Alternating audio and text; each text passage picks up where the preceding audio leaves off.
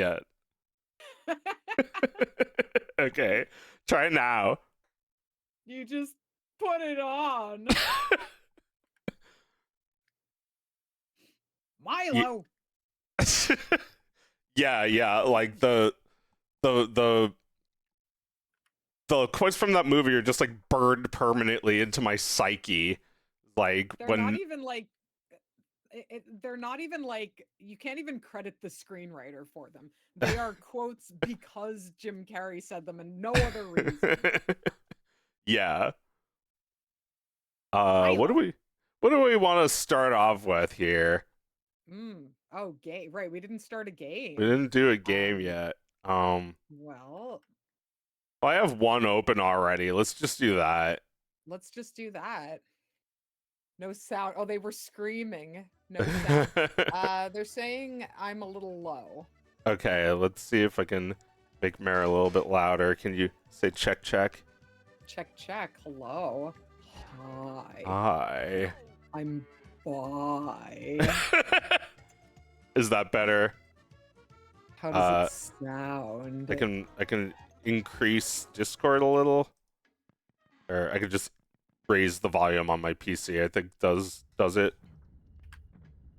Say something. Hi. I'm still bye.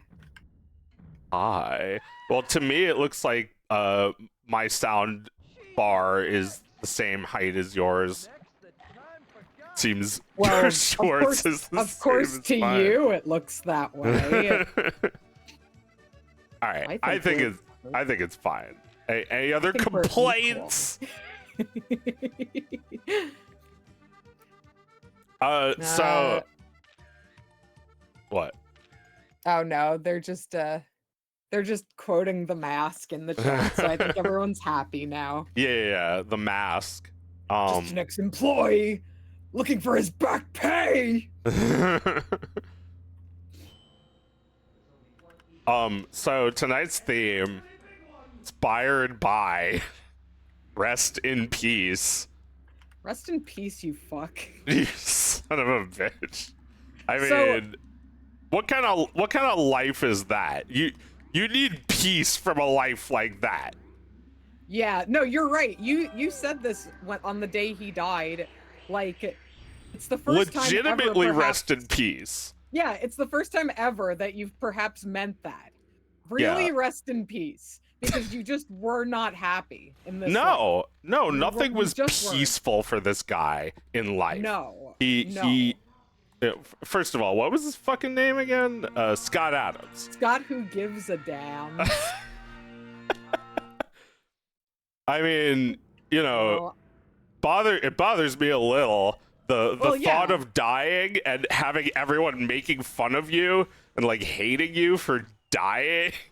Well, it's not like he said one thing ever. This was a sustained campaign to make nobody miss him for his entire career almost. There was more asshole than like, I mean, he was never not an asshole. He made Dilbert, and then which is an asshole comic.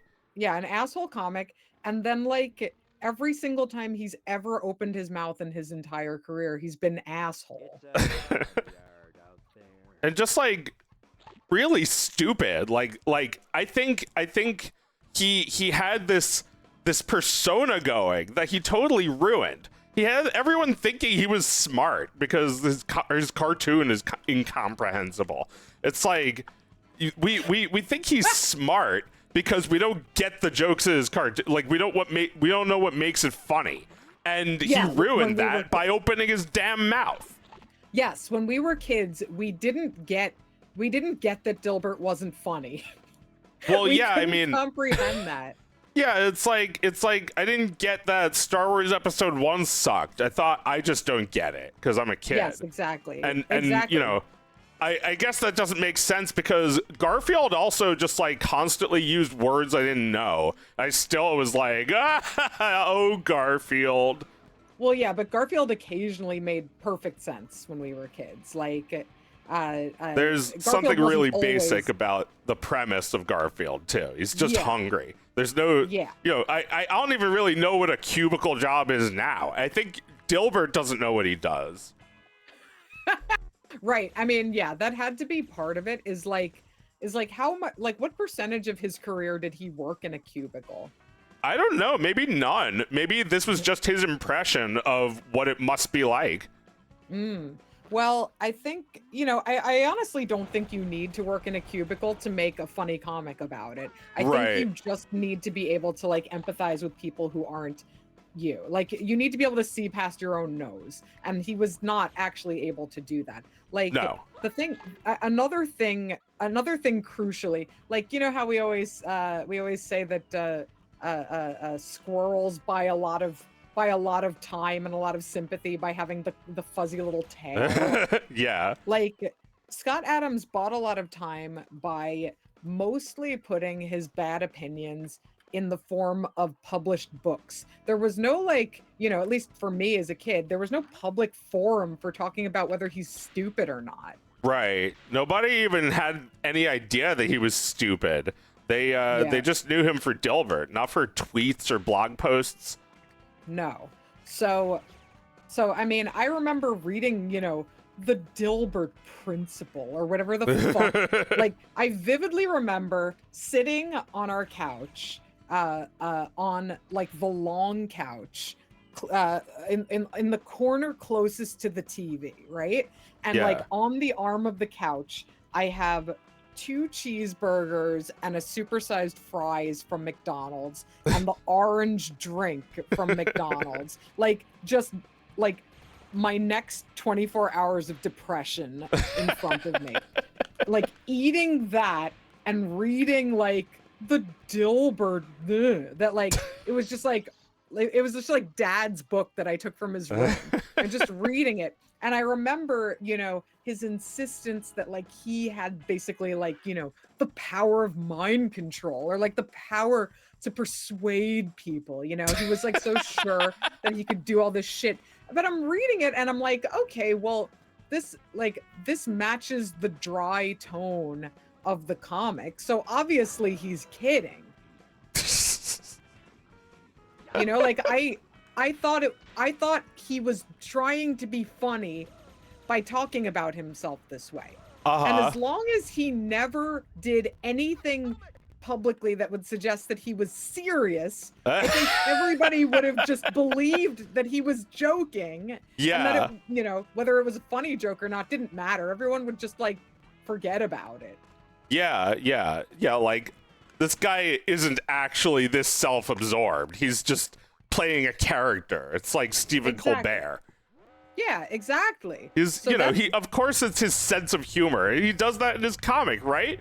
Right? Does he even know his comic is fictional? Does he think that it's just like his manifesto? Okay, here's an interesting comparison that I'd like to propose. Have you seen, like, you've seen a little bit of the UK Office, right? Yeah. You made sure I watched a lot of it. Okay, so I think it's a masterpiece, and I think I agree. I agree it's a masterpiece. It's just like it's like when people say that tripe is a masterpiece. Some people like tripe. It's just really stinky.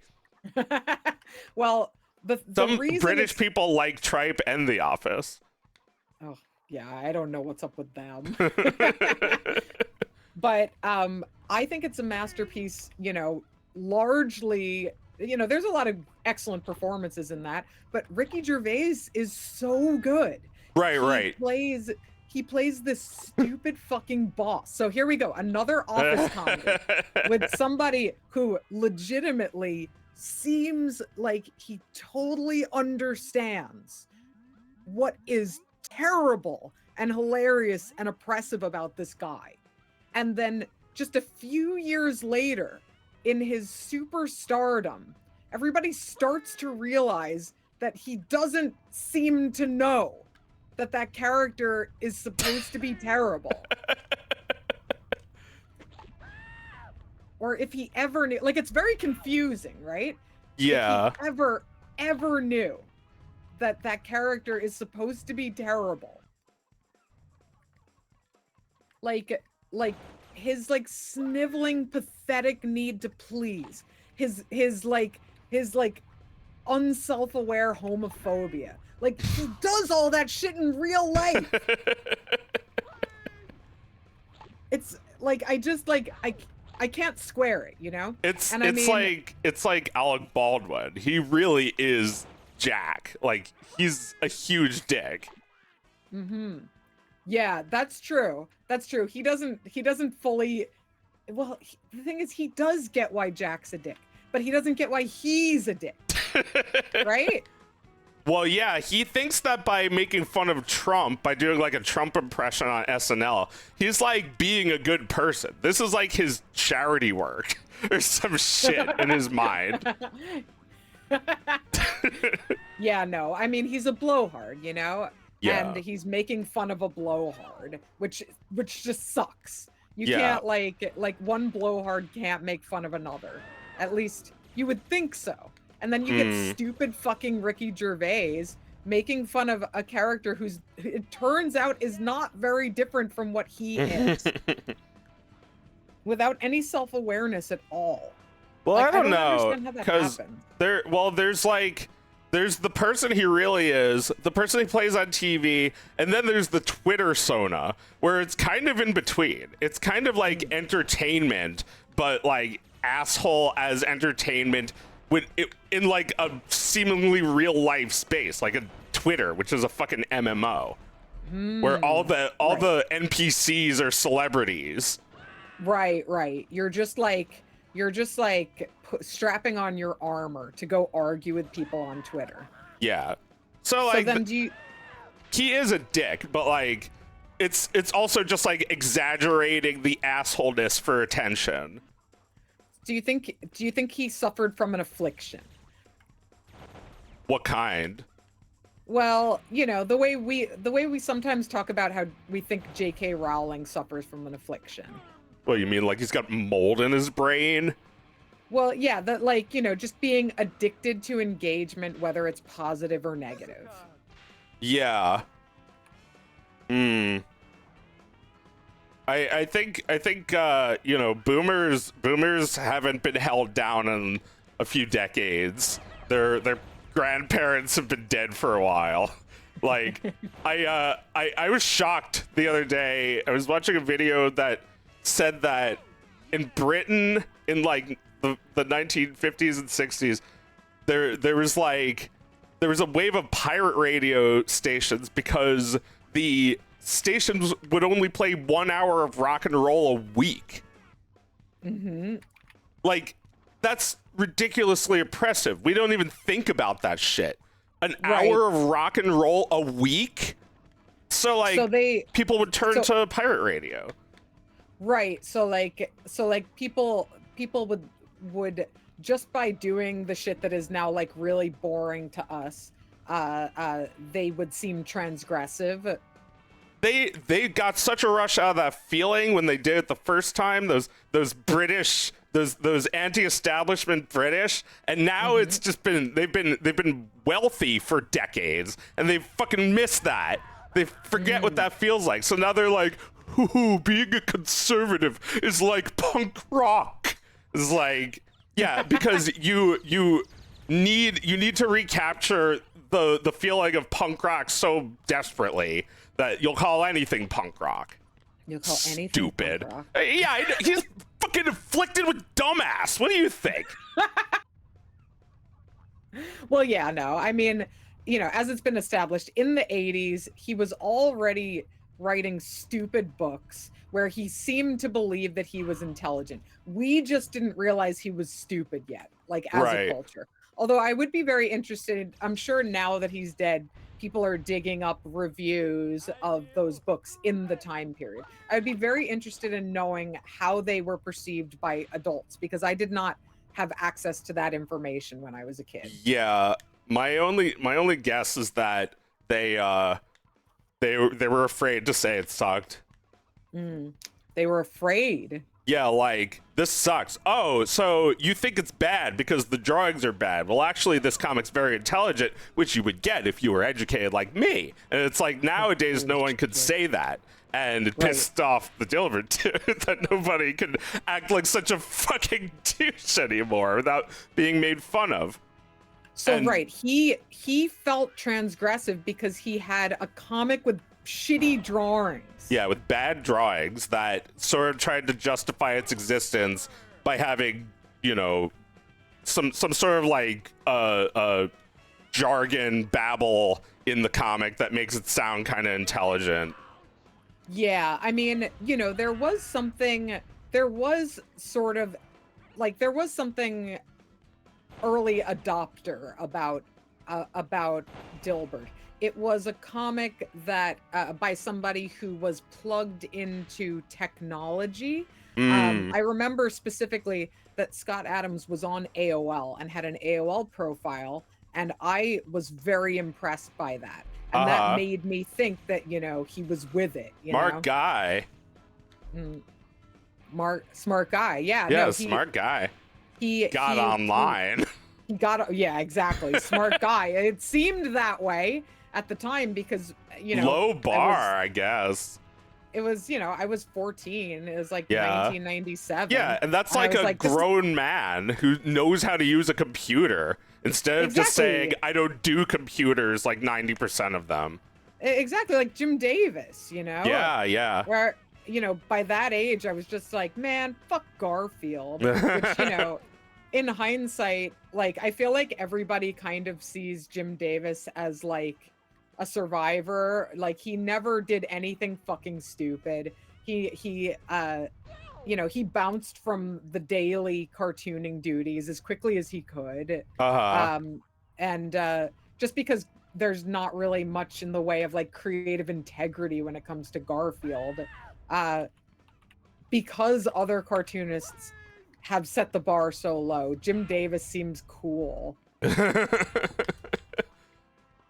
Well, you know, now people just care about like if you're socially viable to be my fake friend on Twitter. So it's like, it's so nice that Jim Davis never became a right-wing chud. It's like, go fuck yourself. He's never going to fuck you, okay? Well, we don't know anything about him. And I think, you know, people are kind of longing for a time where you just didn't know anything about these people. Yeah, that is a problem, that we know so much about them. We I mean, shouldn't know any of their politics. No, I mean, like, we don't know anything about Bill Watterson, and, you know, yes, he drew a really good comic, but also we don't know anything about him. There's something to that. There's something to that. He doesn't like go around. Well, you know, I think I do know what his personality is like, because I know that he was staunchly opposed to like merchandising his characters and making TV shows and shit. It's like, you have to know, you get what he's all about just from that.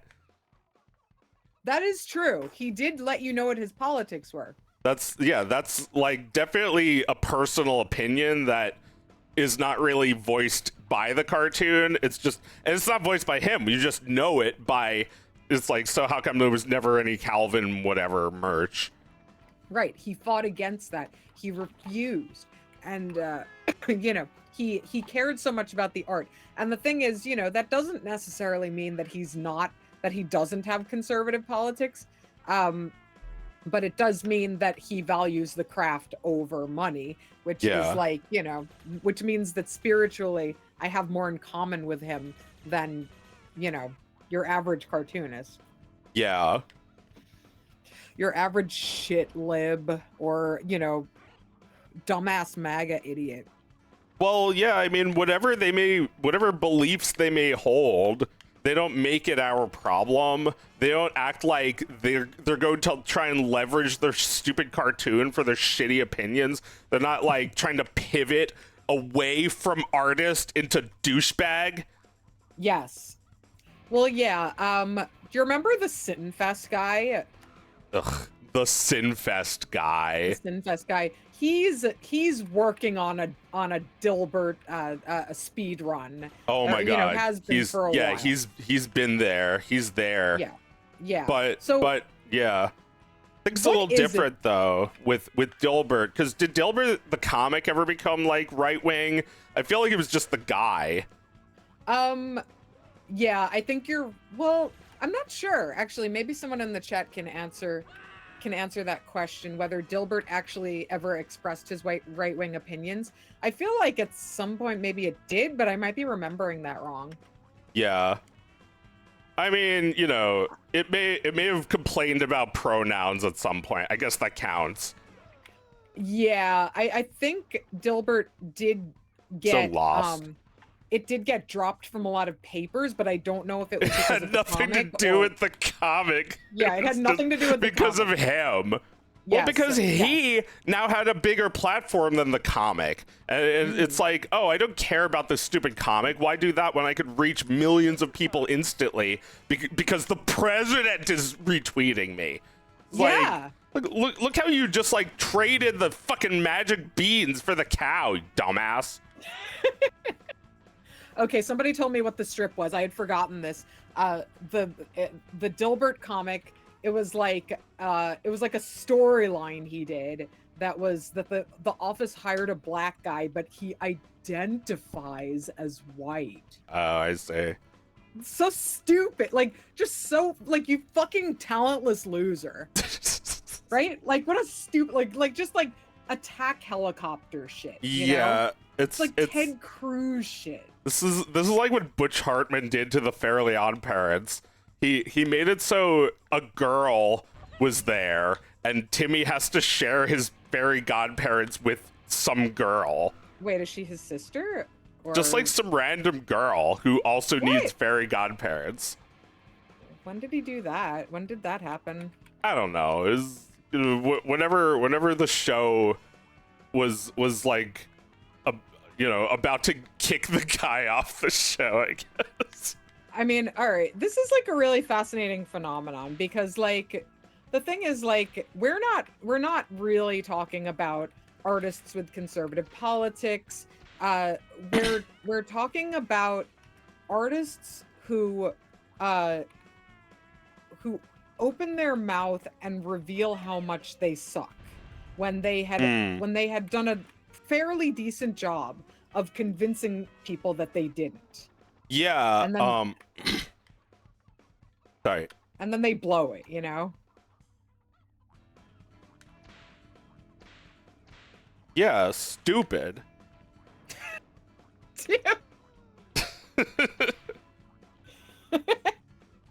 Well, you know, if you're as genius as I am, you could run your whore mouth 24/7 like I do. I'm not the Dilbert fucking guy. Well, I mean, it is true that I have artists who I just absolutely adore, and it's not that I'm like, I disagree with their politics, but I don't fucking think about that. Like, if somebody said to me, oh, you know, he's actually a conservative, that would just pass through one ear and out the other ear, and I would never think about it again. Yeah. Because it just wouldn't fucking matter if they were any good. It's true. Like, a lot of the time, the real outrage is the realization that the guy is not good. Yeah. It's an outrage. It's we got to get rid of this fucking guy, and this is a perfect excuse. I think that's it. It's you know, I think it's time we admitted it, that's what it was all about, because you know, people say it out loud. They're not even shy about it. They're like, oh my god, finally people are deciding to get rid of this guy. It's like, I wanted him gone, and that's why I'm happy, because people are also wanting this guy. Oh, that's what I wanted to do. I mean, there is a great catharsis in this, you know, to just be like, all right, we all fucking hate this guy, right? And like, you know, what Scott Adams and people like him saw as cancel culture was in fact that, like, this widespread desire to be done with this guy, and the relief that it is now socially acceptable to say so. Yeah. Now, you know, obviously I think that's fucking bullshit. I think, like, I think like waiting around for your friends to decide you object to something is really fucking pathetic. Yeah, that's stupid. You should be vocal about it when it's not popular, idiot. Idiot. But I think I understand, like, you know, from an anthropological standpoint, why we are so gung-ho about finally admitting we don't fucking like people like that. Yeah. And then looking at their work, and their work just turns into Shrek. It just turns into vomit before our eyes. Everything they've ever done, like, now Dilbert's ugly. Yeah. It's right? It's a joke. Like, people make it into like disgraceful parodies. Yeah, it's fugly. It's fugly. A lot of people have been sharing the fan animation Dilbert 3. It's like a really crudus animation where Dilbert goes postal, which I think is great because that's all Dilbert should be doing, is going postal. Oh like, yeah, he never goes postal. No. That's all he should ever do. He should do that in every episode. I mean, that would have been like the most 90s ass shit to really go postal, you know? Yeah. Dilbert goes postal. It's like in the intro or something. It would have been so fun to watch Dilbert go postal. Well, now we can just, you know, watch Dilbert 3. Or we can even make, I feel like we need more. We need more Dilberts going postal. I don't know why it's called Dilbert 3. I don't think there's a 1 and 2. No. And I have no idea who made that. It's like maybe for the best that nobody knows who animated this. Yeah, no, I mean, you know, we've been talking lately about like when something is really good, what you say is, who the fuck made this? And sometimes you never find out. Sometimes you never find out because their name is who the fuck made this. Yeah. It's like Alec Baldwin and Glengarry Glen Ross. What's your name? Fuck you! That's what my name is! Yeah, exactly. That's what Dilbert 3 inspires. Absolutely. Well, yeah, because Dilbert is, excuse me, but you didn't say my name, Scott Adams. Genius. It's like Wile E. Coyote. Scott Adams. Super genius. Yes! Yes! It's just like an idiot's idea of a genius. Yeah, just this fucking idiot, like, giving you a 3-minute long lecture at the beginning of the cartoon about what a genius he is, and then none of his ideas work for even 1 second. So fucking dumb. I have the power of persuasion. He thought because he got rich, he thought he had the power of persuasion.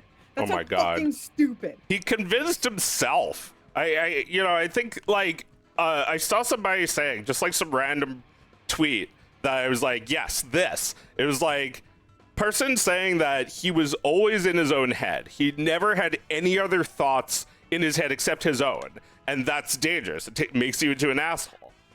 Yes. Yes. He never had any thoughts in his head except his own. So like he didn't have conversations with people. He didn't have conversations with people. No, he told you how it was.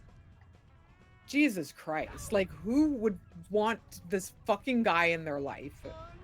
It's like, oh my God, this guy is way too smart to, hey, I was looking for that other dude. Yeah. This guy's way too smart to have a doctor stick his finger up his butt. You know, nice try, libtards, but I'm a super genius.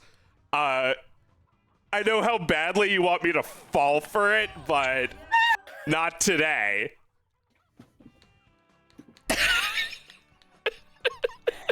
Oh my fucking God.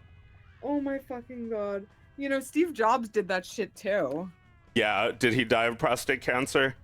He died of drinking juice instead of getting cancer treatment. Yeah. He's like, you know, Scott almost called him Scott Pilgrim. Scott Adams Scott would Adams be like versus the world. he would, yeah. Oh, that's so sad. You know, an asshole, but it's very sad. I think he never could allow anyone to, you know, take that away from him. The idea that it was him versus the world. He, you know, I know that everyone dies alone, but he died alone. Yeah, he did. Know what I mean? You know what I mean? Like there was nobody attempting to channel all of their selves into his last living moments. There was no one doing that. There was nobody fucking doing that. Except President Trump was there for him. Great bedside manner. Trump was just talking. Trump. Trump was sitting in his hospital room talking and didn't notice that Scott Adams died and just talked for like another 20 minutes. Still talking.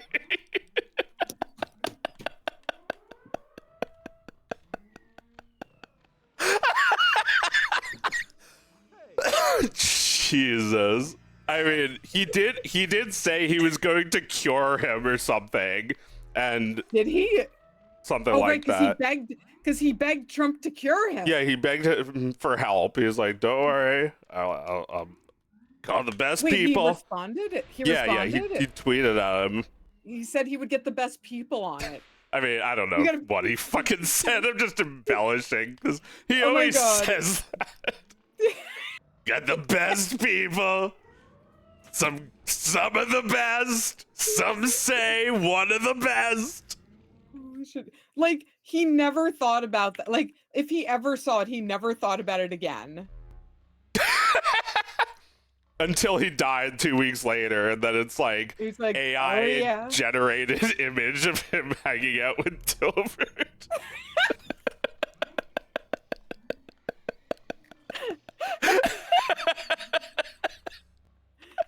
Oh my god. Oh my god. I think the most horrible thing about this is that no one is going to take from this, hey, I should really get myself checked. You know, if the president of the United States said to get yourself checked, it'd probably save 100 million lives. Yeah, it probably would. It probably would. Because you're talking about people who, like, you know, you described last week, because I was like asking you, don't you think like reading these stories in the news about how everybody fucking hates them would ruin like the morale of the ICE soldiers? And you're like, they don't read the news, they read Happy Meal placemats. Yeah, they read a Happy Meal placemat that says what's happy and good. What I want to read.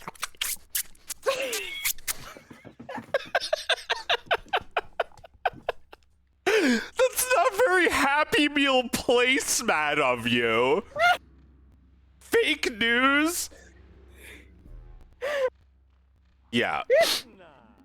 Oh my god. Yeah, Happy Meal placemat is the news source for ICE agents. They're not looking at ICE agents booed out of town. That doesn't, you know, that doesn't crush morale like you want it to. No. Like, you would think their connection to the rest of humanity would kind of ruin morale, right? You know, like girls don't want to date them and shit. You don't need morale when you're a school shooter. That's what all of these fuckers are. Holy shit. You're school shooters. You don't need morale. No, because they'd like to die doing this. Yeah. And they hope they do. It'd make them important. Oh my god. Holy shit. They want to be shot in the face. They want to have a worse reputation so that you shoot them in the face so they can be like, oh. You really have to stoop to that? Come on. Well, then you would see his face in the newspaper. His ugly fucking face. That would never be printed in the news otherwise. Nobody wants to fucking see that shit. No. Well, like, I mean, I'm sure at some point one of these agents is going to die and somebody is going to try to turn them into that Now shit. we're going to be Nazis. We weren't before, but now we And will. now you killed one of them, and it's just like his ugly face on the news while Trump announces like that he's going to like launch a nuclear missile against the United States.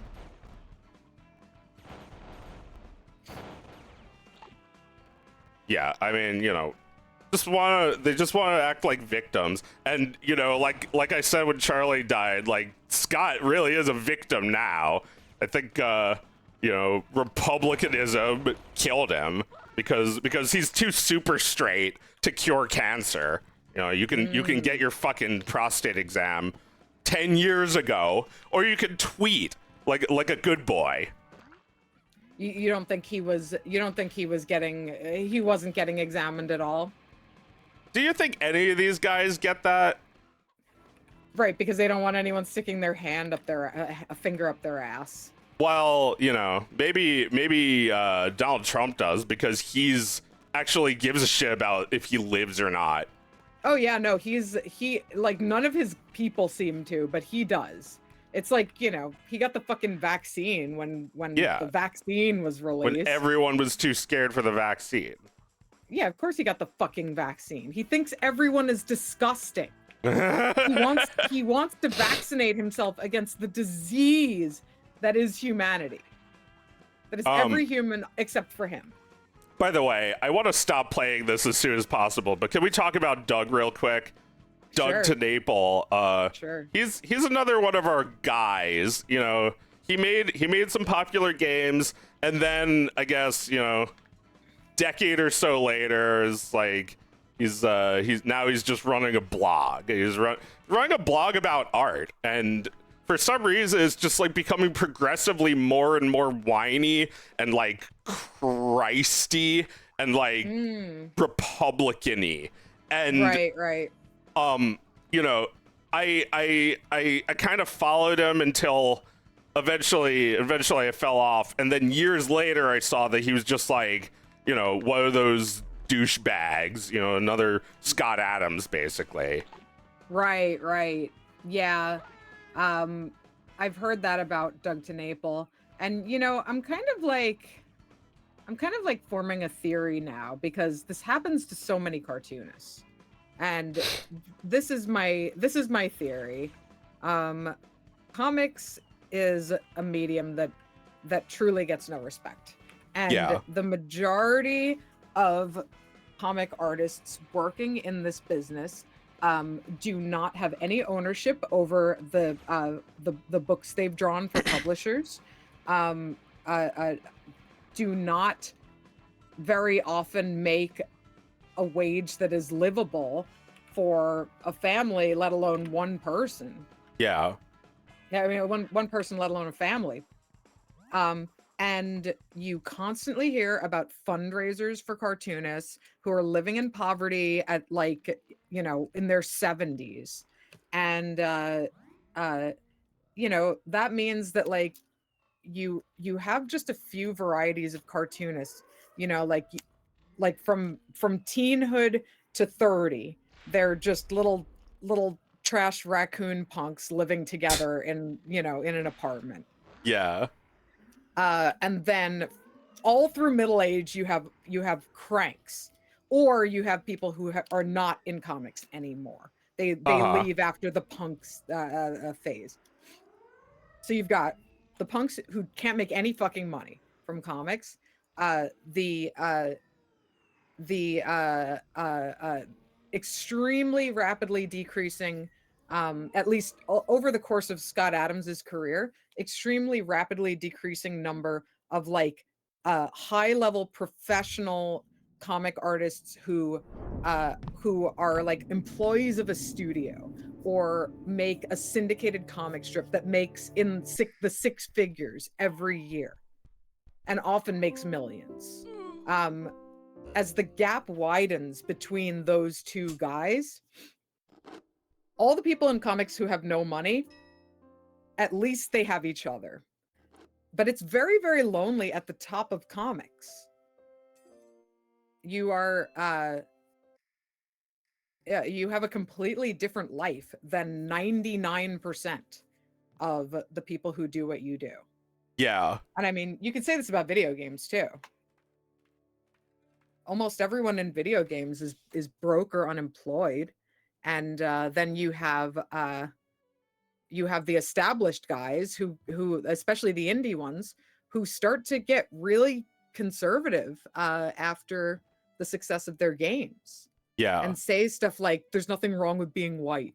Yeah. Yeah, like Notch. Yeah. The guy who made Minecraft is like that too. This guy who like used to just be a regular working guy who was trying to make a video game as a side project from his job to like transition into doing that instead. Like he can't relate to like 99.9% of people who are in the position he was once in. Yeah. He can't relate anymore. And that means, you know, hopefully he's got some friends who've been with him for a long time, but that also becomes weird when an enormous amount of success comes for you. Yeah. So like with every step of this, they get more alienated, you know, they shed friends, they don't make new friends. They make people like J.K. Rowling's anti-trans friends. Yeah. And they make people who compliment them and make them feel like they can be comfortable about this isolation in their life. That like they're isolated from people because those people are morally corrupt in some way, or they are so weak of character to be totally disdainful.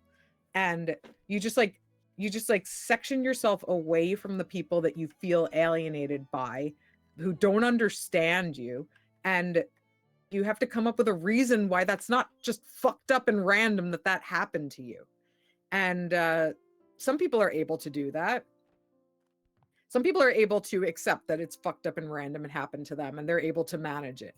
But I think what you see with a lot of these people who came up among mostly, you know, working schmoes, to then be in this position where their influence is so massive that they can't even like have a conversation with another game developer who's not just like kissing their ass. Yeah.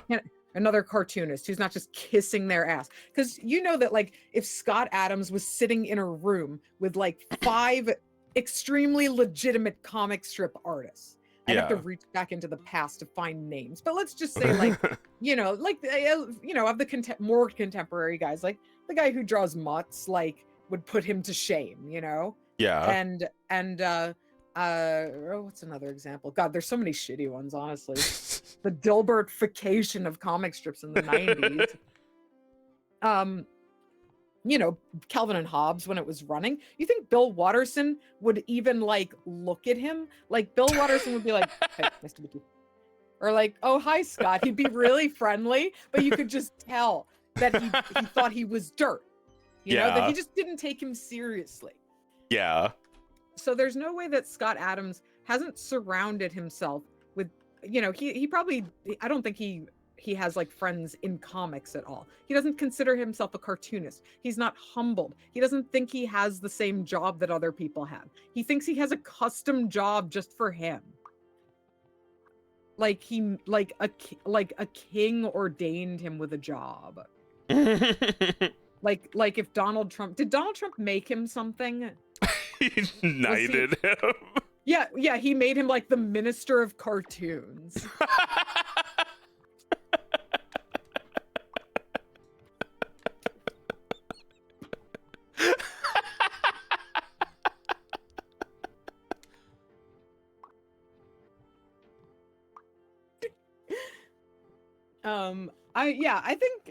I think this has to be it. And like, I'm not saying this out of like some kind of like greater sympathy for Scott. I don't have sympathy for this person. Because I think that it is possible to not lose the sense of who you are. I think he just was always a piece of shit and having this isolation just made him more comfortable being a piece of shit than ever before. Yeah. Well, you know. Me too.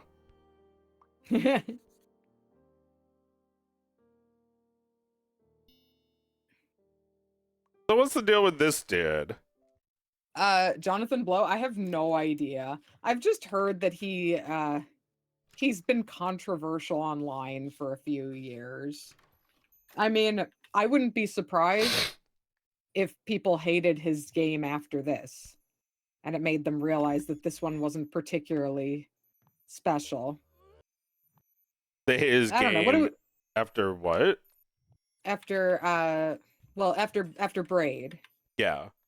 I don't know what people thought of it. Well, I don't know. I guess we're reassessing it right now. What do we think of Braid? Yeah, what do you think so far? It's a game. I don't know. It's like game. It's like I'm replaying a Flash game from 2008. Yeah. I don't have very strong feelings about it. It's not bad. I don't necessarily like the aesthetics. I mean, the art isn't bad. I just don't like the aesthetics. It's like, yeah, I don't know how to describe it. Yeah, I mean that's kind of how I feel about it. The artist is David Hellman, Yeah. who was a webcomic artist back in my day. And I really liked his comic, and you know, I think a lot of the art he did in this is really beautiful. Yeah. But I don't like that little fucker at all. Yeah. His fancy little outfit, you know? Yeah, it's like Mario, but he's like without a mustache. Yeah. He's like real Mario. He's like a little like what's his girlfriend's name? Eleanor or something? I don't know. It's just something stupid, you know? And I wish the aesthetic was not, it feels a little self-serious to me. Yeah. But well, this was like the like first indie game, right? Yes. Well, I think that's also part of the reason that this game doesn't really age well, is because it got a lot of attention as an indie game, like in a time where like not, you know, you can say, oh well, there were plenty of indie games being made, but like not compared to now. Like now, where there's just going to be like 30,000 games on Steam this year. Yeah. Like it wasn't like that. There was no fucking Steam, for one thing, and you could have a massive success just like basically selling directly to your fans on, like, you know, a website that wasn't going to take a 30% commission off of your game. Well, I got this on Xbox Live Arcade, which probably took a big commission. I think that's where a lot of people played it, right? Or that's the sense I got. I don't know. I played it on Mac, which is like kind of weird in hindsight, because like Mac is a terrible gaming computer. That's true, although this is kind of like a Mac game. This is like a game that you would be like, oh, mommy, can I play Braid after dinner? After supper? After tea? Yes, a little fancy lad is playing Braid. I'm a little lad who loves Braid and berries and cream. Oh my god. Yeah. Yeah, I think that's it. It's just like a little obnoxious, you know? I think that's its prime. Well, you remember that, like, I just like walked past that room full of books. I wasn't even gonna read the like story stuff. Doesn't seem interesting to me now. I remember reading it and being like, why'd I read that? Yeah. Yeah. So if you don't care about any of that, then yeah, it's just a game. It's a game. It's just like some game you'd play for like 15 minutes, and then you'd be like, oh wow, I've just been playing this in my browser. You'd realize you'd been playing it. I do kind of wish I was playing this in a browser. right, for the authentic experience. But you're right, playing it on a Mac was actually quite right. Yeah. Yeah, sounds quite right. Yeah. I quite like Braid on my Macintosh computer. Mummy. Oh my God. Please, Mummy, may I? So, all right. So we don't even know what Mr. Blow did. Jonathan David Blow. It's like if you were making fun of me. Jonathan Blow. Is it Jonathan? His name is Jonathan David, really? Yeah, Jonathan David Blow. Wow, Joe's name is Jonathan David. Yeah. It's that's too close for Kampf. Too close for Mein Kampf. Yeah, I'd say so, but I don't know. It doesn't seem like what he did was that bad. Maybe just said some stupid sexist shit, you know? Yeah, it was probably something like that, and it's just like, it's like women don't code as much as men, or, you know, making some statement that sounded like. Yeah. Or maybe just being a prick during Gamergate. I feel like that, timing wise, that feels right. Like during Gamergate, oh he my was God. just like, well, and then everyone was nerds. like, no more of that guy. You know, nerds need to get over it. Everything they do is out of revenge. All they care about is vengeance. It's like nerds become rich out of vengeance. Nerds have sex with hot supermodels out of vengeance. Like, Yes. they drive nice cars, the whole whatever, you get the idea. It's all because they hated high school and they're all hung get up over on some it. fucking shit. They're all hung up on some fucking shit. Yeah, like you know, they tortured me. If you can call that bullying, like that's Elon Musk. Like when a reporter says you were bullied, if you could call it that, they tortured me. That's what he says. That's what this old billionaire says. Yeah, this fucking Xer. Like jowly looking fucking Xer. These guys who didn't learn shit in kindergarten and have to go back now. Jesus Christ. So pathetic. It is, I think, in my opinion, it's time to get the fuck over it. I mean, you know, I think everybody owes it to themselves to speak to a therapist about things that are, you know, that cause them pain from their past. I don't think it's bullshit that somebody is unhappy about that stuff, but I think it is their responsibility, especially if they're in any sort of position of authority, including parenthood, to deal with their fucking problems. Yeah. To like deal with the things that hurt them, because they need to be stronger than that to be a fucking adult. Yeah.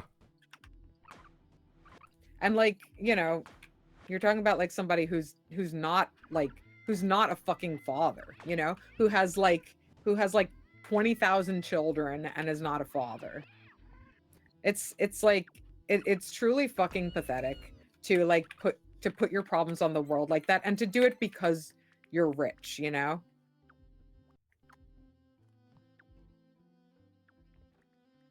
It's like they couldn't be happy being billionaires. They wanted people to like listen to them and understand their nonsense that they say all day. Yes. Well, yeah. I mean, that's like, I've felt that way for ages, that rich people are greedy. They want cultural capital in addition to all the fucking money they have. And that's not how it works. You don't get to be everybody's favorite just because you're rich. You were annoying before you were rich, or before anyone knew about you, and you're still annoying. You're not going to be everyone's favorite billionaire. You're not even going to be everyone's favorite pedophile. That would be Santa Claus.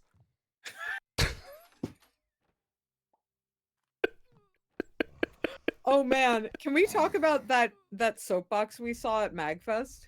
Yeah. Want to talk about it? All right. preface this by like saying, if anybody like I hope this never gets back to this guy. Who fucking cares that he said this? He's fine. Whoever the fuck said this. Okay? He just died of ass cancer yesterday. You're doing this already.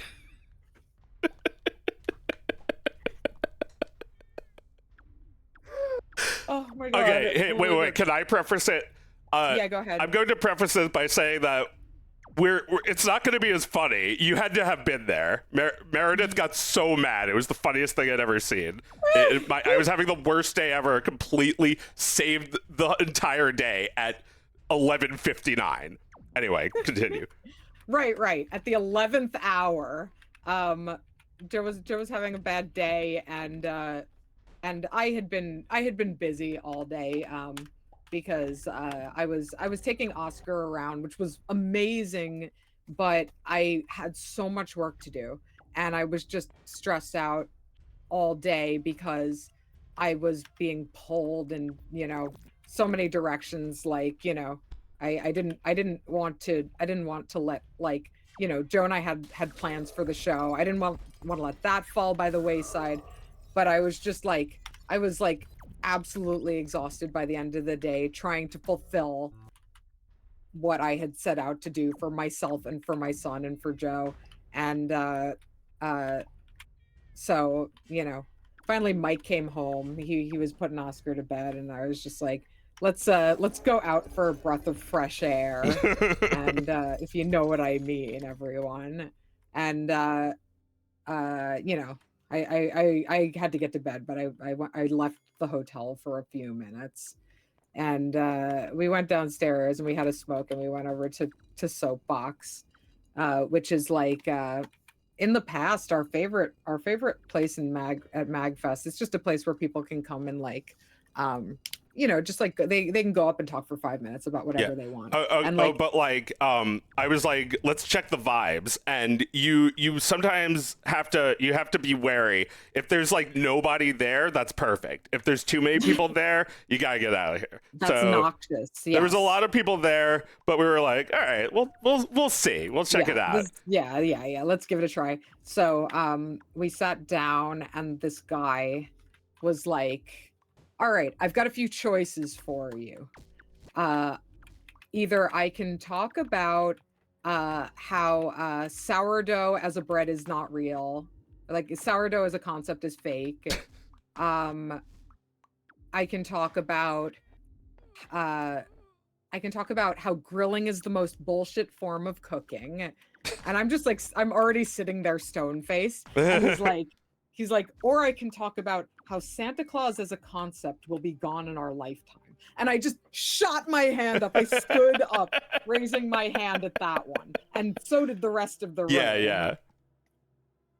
So he's like, all right, I'll go with that one. Which, in hindsight, I don't know that he wanted that to be the outcome. But he certainly sold it to me.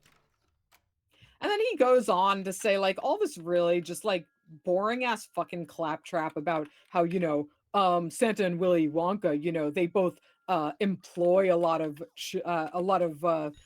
little people, and they sure do like children.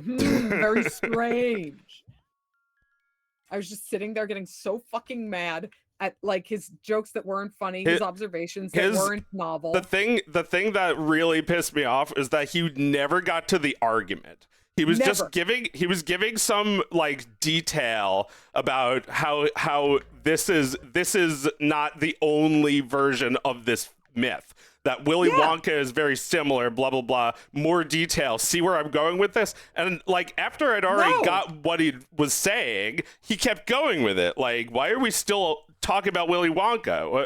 What is the argument about Santa Claus disappearing as a concept? That was the whole reason I wanted to listen. It sounded interesting. You clickbaited us with that. You made it sound, you gave us a really interesting concept. And then it's like, I looked at the clock and he had 2 minutes left, but I was like, let's get the fuck out of here. Because we didn't trust him to be able to bring that one home. I didn't think he was going to land that plane.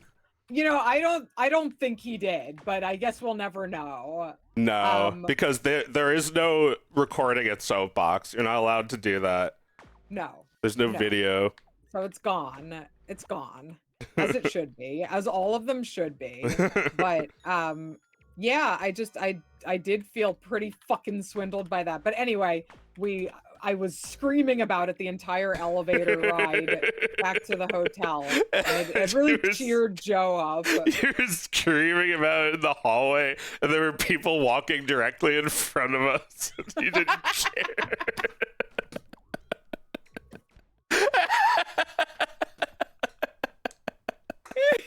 It was like we were in like a crowded elevator, and you're just like, anyway. So what I was saying, no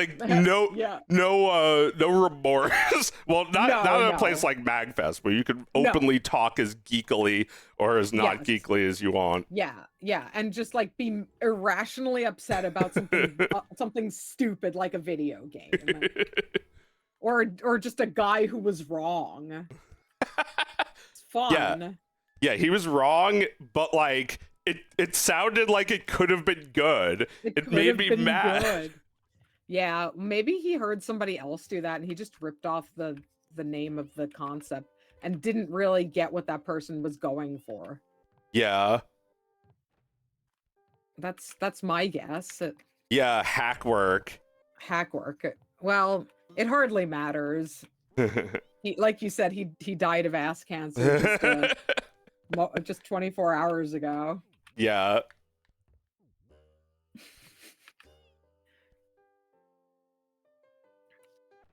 I gotta say, it's probably because I'm high, but I feel like these portraits I'm drawing for my work are coming out really handsome and beautiful. I'm making them look sexy. But maybe I won't think so tomorrow.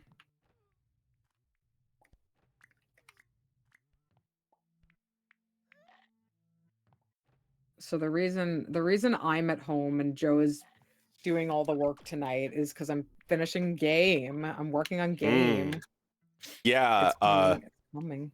Trying to get a Thingus out while not sacrificing precious moments. Precious moments to the setup. That's right. Yeah, you only have precious moments left to finish your game. Mm-hmm. Indeed. But it's gonna get finished. Oh, it's gonna.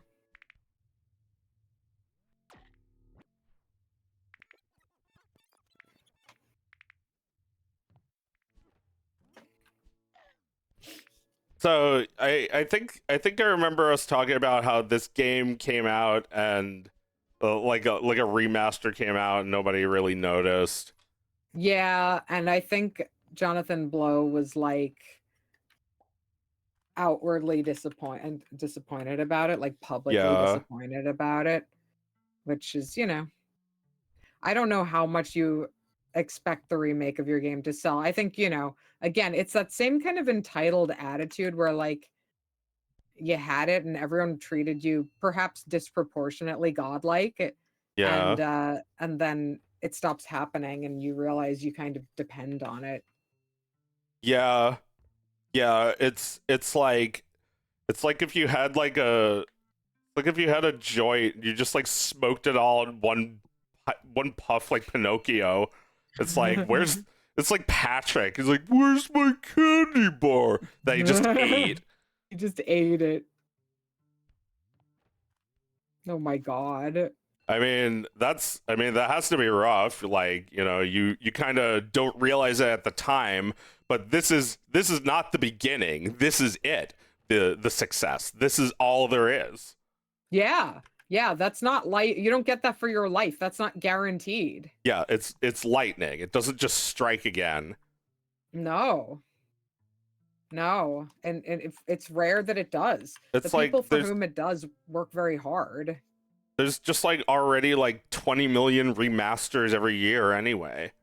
Exactly. Well, this is the lesson that all veteran game devs who are trying to compete in the current market are realizing, is that this happened to not that he was an asshole about it, but this happened to the Katamari guy last year.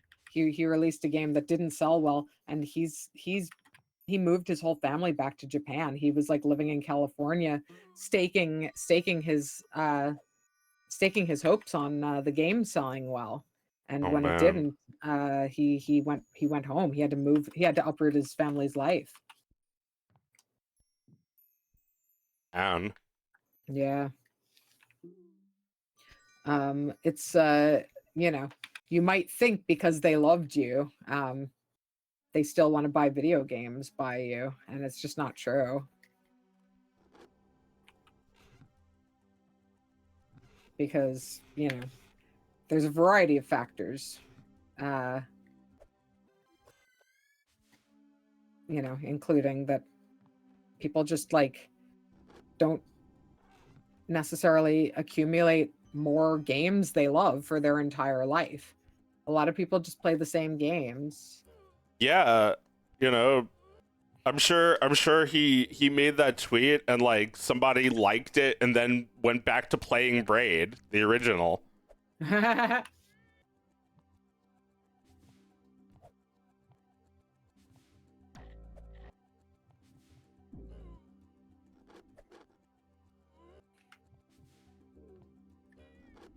Yeah.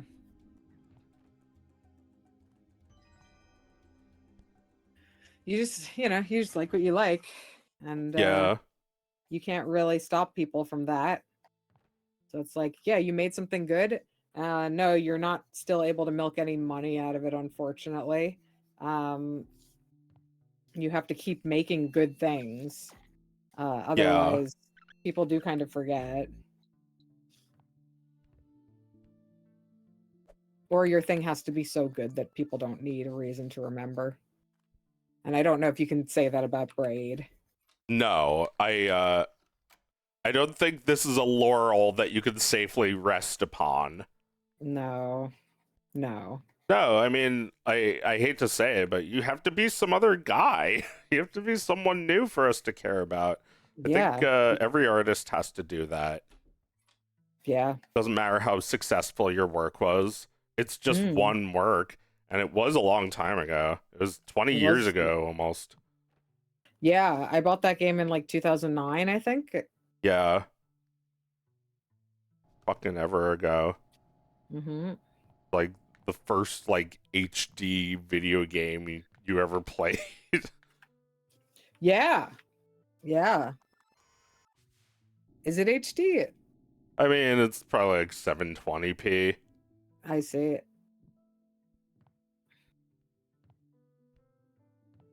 But I don't know. It doesn't hit the same when I play it now. I think No. there was something way more like special about it. I don't know how to describe it. I guess it doesn't have that, it doesn't shine like it did back then. It Mm. it has its mechanics, its gimmicks, but like as like a full picture, I'm not sure it's like really like a full meal. Yeah. Yeah. No, I mean it doesn't seem like it. It doesn't seem like it. So it's like, oh, that's a clever little thing you made right there.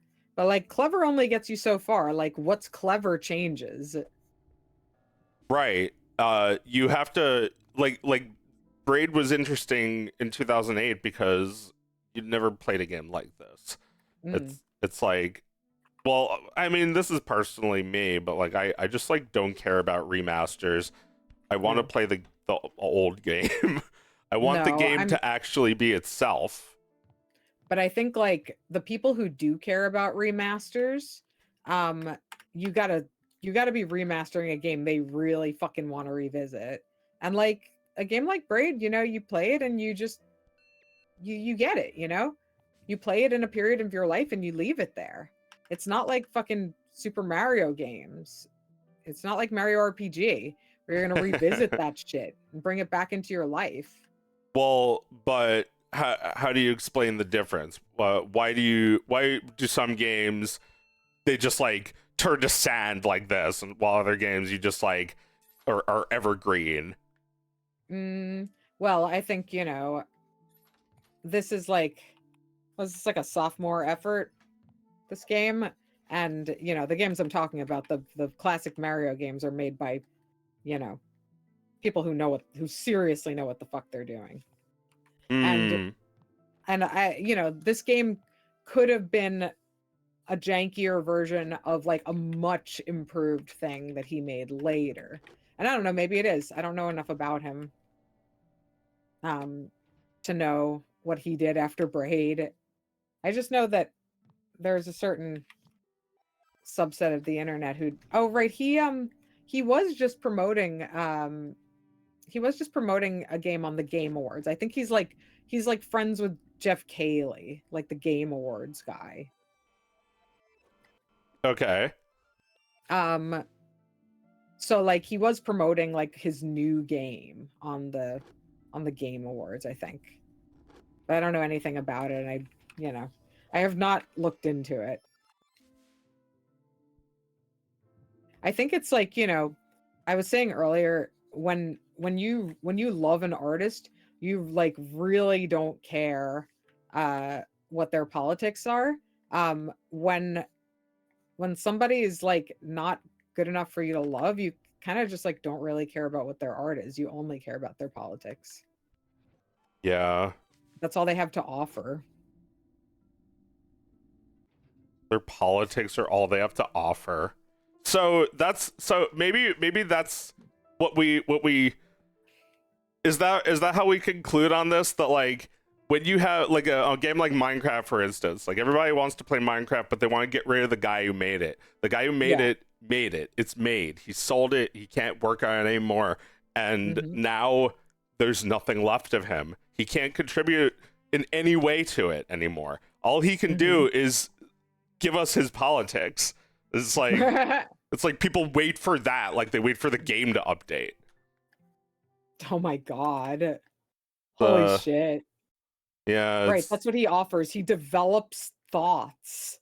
He develops thinking thing. Do I have Minecraft? I can do some Minecraft. Yeah, sure.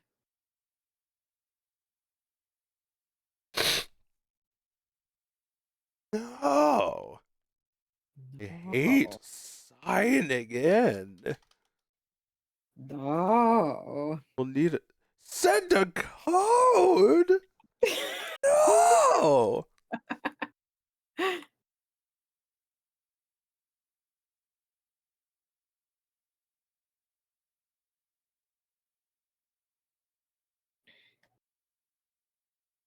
Oh my god. They make it so hard. Like, this is fuck Notch for selling it to Minecraft. They make you log in with Microsoft. Shit. Garbage. It's fuck shit. Yeah, that's fuck shit. I think these portraits are looking good. I'm trying not to do a lot of detail on them tonight, because if I wake up in the morning and they all suck, then the details are going to look particularly grotesque.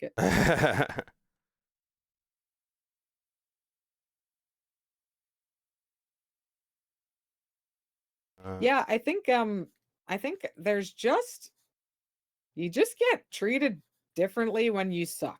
Like, that's all there is to it. Yeah. You get treated differently two ways in this world. You have money and you suck. And most people have to trade in the one whether they suck or not. It's all right. That's the asset the average person has, is to be somebody who is worth being around. Well, like I don't know, it's like it feels like a lot of these guys have the thing in common is like they made their money and now they're like depressed or something. They need to shit on the peons, the peasants, so that they can feel bigger. They're not able to make anything good anymore. If J.K. Rowling didn't just suck as a person, she also wrote the screenplays for dreadful fucking Harry Potter spin-off movies, Magical Beasts. Is like absolute nast. Is like it that ruined sounds her like legacy before she ruined her legacy. Well, yeah, it sounds like you were properly disillusioned by those. I've never read any of that. Well, the books aren't even like the books aren't even the movies aren't even based on the books like story. There is no story in the books. So it's like the movies are just like, I don't know, it's just like an adventure with characters that didn't used to exist. Oh, I see. So it's just like the books are like, here's something you can know about that. Like she wrote her own Samalaron or whatever. Yes. Yeah, like just detail, just data. Should we do thinking about things or Confukistan? Thinking about things. All right, that's creative mode, so fun central station allowed. Right. Cool. Nobody will kill me in my hole that I dug. All right, let's see. What should we do? We could just like just go up.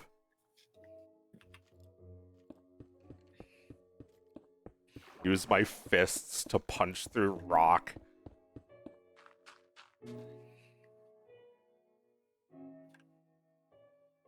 But yeah, like, you know, millions of people know Minecraft. It feels like the amount of people who know about Notch are like 0.0 in comparison to the people who've heard of the game. Like nobody knows or cares who he is. They could give a fuck if he's a billionaire. It doesn't make a difference to their simple enjoyment of Minecraft.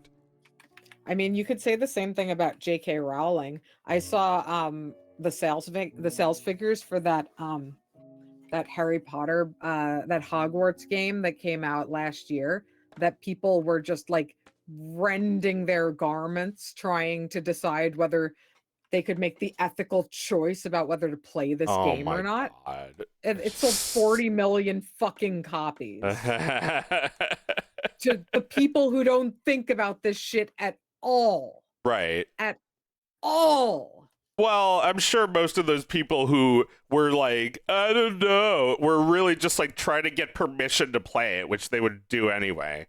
They would just do any, yeah. Right. So the rest of humanity, the rest of the 40 million people playing it, don't need to do that. They just feel confident that they want it. Yeah, it's just like, oh, word, Harry Potter game, finally. Like, you know, when I was a kid, I was saying, are they ever going to make like a Hogwarts game, like a robust, realistic, like, you know, lore and story accurate Hogwarts? And it's like, I guess they finally fucking did, and it's too late, for me at least. Right. Yeah, I just like... I find everything about Harry Potter aesthetically disgusting now. It's just like I'm not trashy. interested. Yeah. It's like yeah, like she lives in a fucking dump. She's got like mold growing. Harry Potter is like a moldy thing now. It's like a shitty menu item that you used to order and now you can't even smell without getting nauseous. Oh my god. I love the Harry Potter. Oh yeah, there was a sandwich place that had a Harry Potter sandwich when I was in Cape Cod. Oh man, the Harry Potter. I don't know why it was called that. You and I have always thought it was so funny to name like a turkey sandwich after like a character, like the hot dog, Jiminy Cricket. Yeah, it's called Jiminy. Fred Flintstone, spaghetti. Hams. Yeah. Yeah, you're just eating them. All of the Fred Flintstone. Yeah, it's just him. Like there was a diner by our house that had Flipper, and it was a fucking fillet of fish. Someone thought they were funny. Flipper. Yeah. Yeah, Lassie, the hot dog, and Flipper, the fillet of soul. Yeah, you're eating a dog. You're eating a fillet of dolphin. It's like the fucking Three Stooges episode.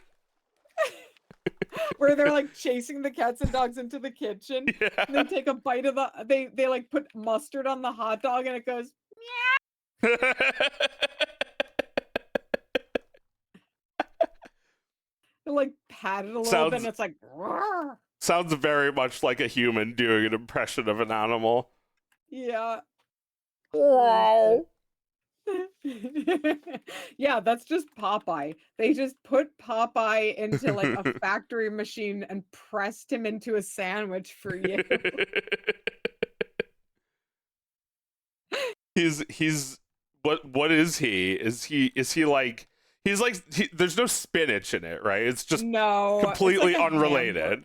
It's like a hamburger. They turned Popeye into hamburger. No, it's like the olive oil, and that's a hamburger. Well, I think like the SpongeBob is like mac and cheese or something yellow. Yeah. You're eating SpongeBob. You're eating his like limbs. Yeah. Cut up into noodles. Right, yellow noodles. The SpongeBob. The SpongeBob. Holy shit.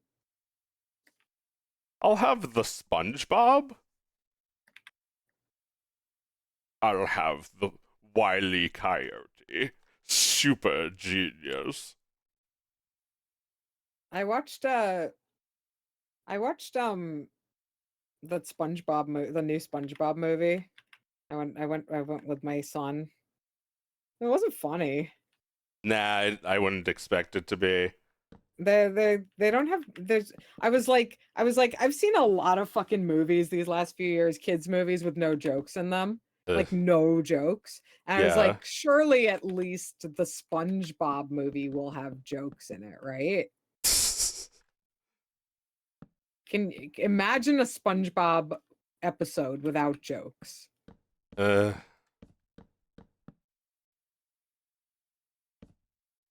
Yeah, I watched the first. I love the first SpongeBob movie. I think it's a classic.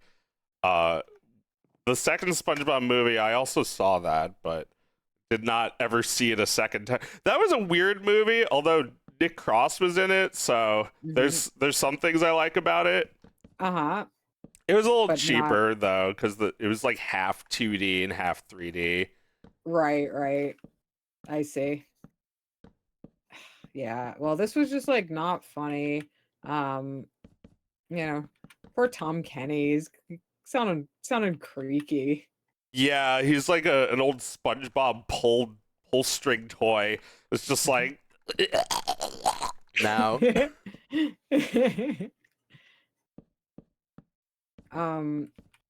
It's just like who are you? Wait, wrong button. Yeah, that's it.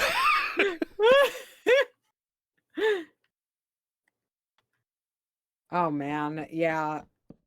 Just fucking weird. How unfunny a movie can be. But they basically are doing we gotta get SpongeBob back. Mr. Krabs, we gotta get SpongeBob back. Yeah, I mean they never weren't doing that. Yeah, they're always doing that. They're always getting him back, and then he's always getting away somehow. He's always slipping away from them. Gotta get him back. Yeah, they need him. Yeah, they need him because he's part of the formula. Yeah, you can't actually like this is like basic fucking like Freud shit. Like you can't attain the thing you want, which is SpongeBob disappearing. The desire is the true happiness you feel. You feel happiness wanting SpongeBob to go away. Yeah. You do not feel happiness from SpongeBob actually going away.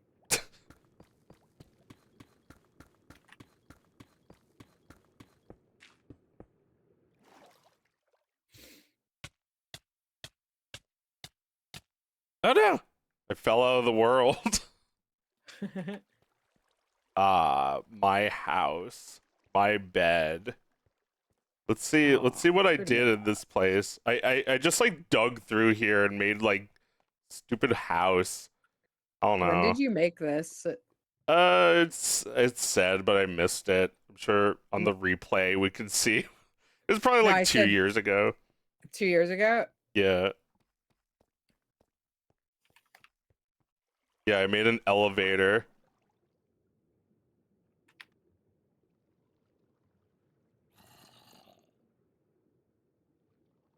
Yeah, no, I don't know.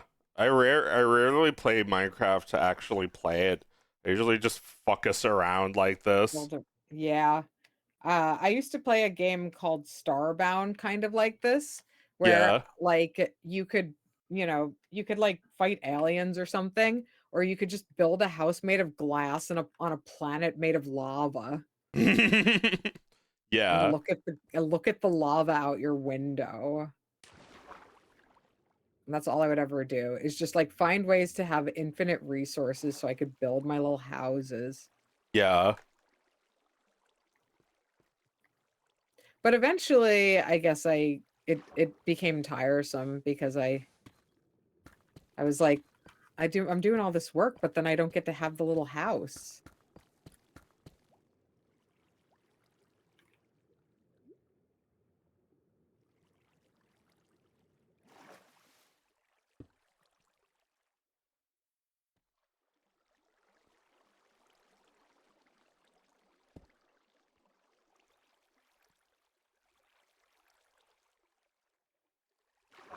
Were there any other Get Your Guide game devs that we forgot to mention? Uh, I mean, I can't think of any off the top of my head.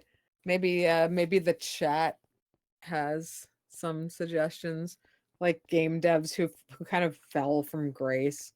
Um, what was an example of the non-jokes in SpongeBob? Somebody says. Oh, like what Yeah. was in place of the of jokes? Um, let me think. Let me think of an example. I mean, I literally can't remember a single fucking joke in this movie if it was meant to be a joke. It was just like All you can think about is Tom Kenny's scratchy voice. it's just a lot of fuffing about, you know? It's Uh-huh. like, it's time to do this. Oh, wait, not this, this. Just like a lot of that kind of shit, you know? Yeah. A You lot of mean jokes. so like when you say there's no jokes, it's like it's like too safe, like it doesn't attempt anything out of like being scared or like that. Yeah, I that's part of it. That's part of it. But like, yeah, it doesn't ever shoot for like a fresh joke. Yeah, that's too bad. And relies on a lot of like modern lingo. SpongeBob crashes out. Yeah.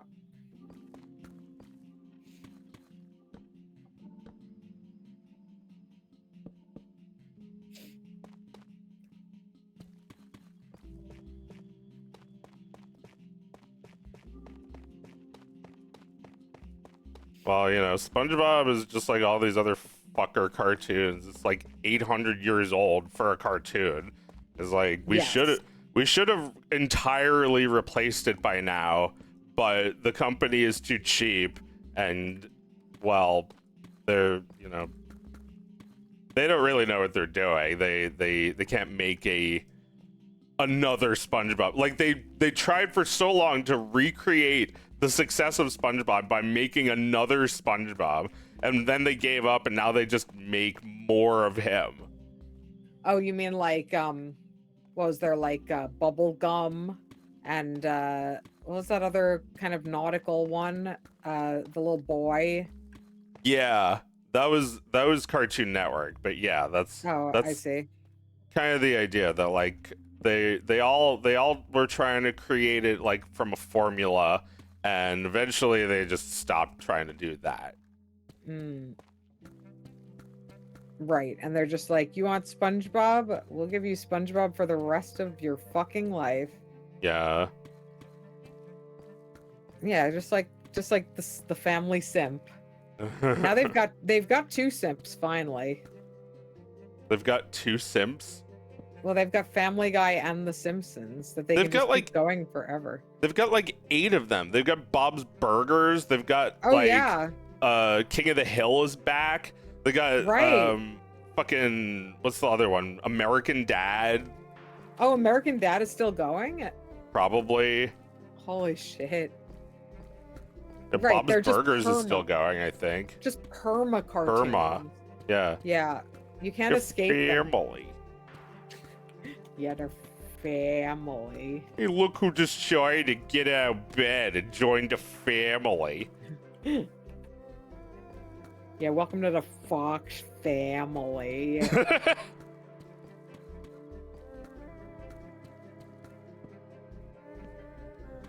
Yeah, you're right. Like, there's no new shows. There's just perma shows. Perma shows. Yeah. It sucks. I weep for it. I mean, you know, it's whatever. Everybody has the ability to make their own cartoon. It's just like when I see time and time again, they're just like investing in the same old dirty ass sponge from when I was a kid. It's like, give me a break. You don't even know what makes this cartoon funny anymore. No, I mean, they never knew. They never knew. I'm sure at some point somebody had their finger on the cancel SpongeBob button. Yeah, totally. Right? They were ready for SpongeBob to die.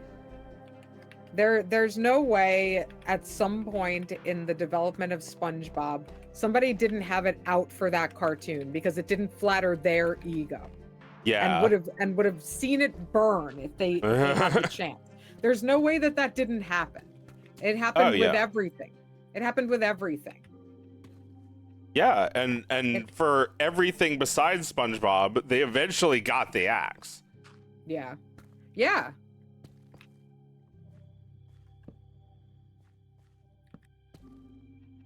You know, like Uncle Grandpa got canceled, and the creator drew a picture of him shooting himself. Really? Holy shit. Holy shit.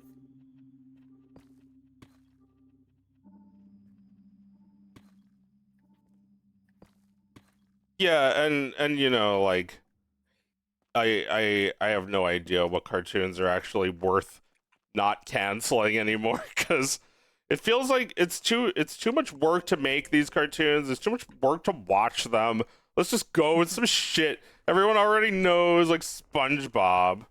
It's too much work to watch them. I'm sorry, but it is. You know, I'm saying it a little tongue in cheek, but it's like kind of the feeling whenever you're watching a cartoon. It's like, man, this is so much work to watch this. Yeah, no, I'm just trying to get through this. That's got. Ugh, I hate that. That's like games too. It's just like, how am I gonna get through this game if I don't have some yellow paint telling me where to go? Well, yeah, I mean, I'm starting to feel like really annoyed by the idea of too many games, because a lot of the time, you know, my feeling is not enough games. There aren't enough games. Not enough games that I would want to play. Yeah. Yeah, there's too many games. Well, but this was always a problem.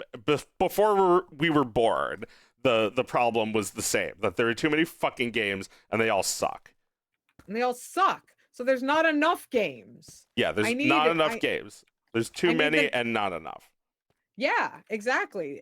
Both things are true. It is so rare that I find a game that just like changes my life and becomes permanently one of my games. It happens it happens rarely. And I imagine if it happens rarely for me, a person who is probably more interested in games than the average person who plays them, then like, I don't know, how often does it happen for people who just play the same game all the time? Yeah, I mean, that's me. I just play like Yoshi's Island for 30 years. Yeah. I just play Mario Paint. Yeah. I know.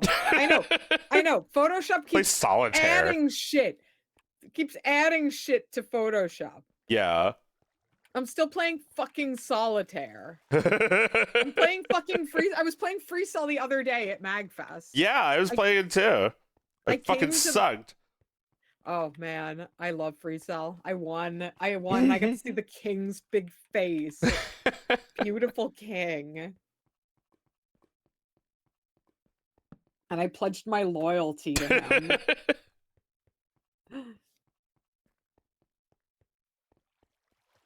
Yeah. There's not enough games because like, you know, like I was just wondering just now while playing Braid, like how did I even get to play this game? It's because there were so many people talking about it, right? It was like everybody saying play Braid. Yeah. Yeah. It's like you needed that. You needed aggregators, you needed bloggers, you needed reviews to tell you what games didn't suck.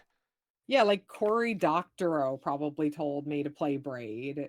Who that? You know, he's a blogger who in those days was running a website called Boing Boing. Ah. Yeah, I remember. And yeah, I would have found out about a game like Braid from a website like Boing Boing. Yeah. Like, ooh, this is cool. My thought leader told me to check this out. It's the Dilbert of games. It's like, wow, a game that's smart. And you play it 20 years later, like, this is dumb. This is dumb, just like fucking Double Dragon had more intelligence than this. Jimmy and Bimmy went for a walk in the woods. That's like the writing. Is that their names? Yes, it's mistranslated.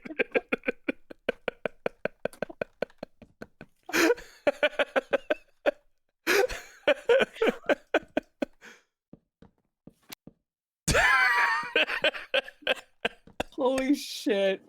Jimmy and Bimmy. Jimmy and Bimmy. Holy shit. Do you think Jimmy and Bimmy should make it home? Yes. No. Don't care.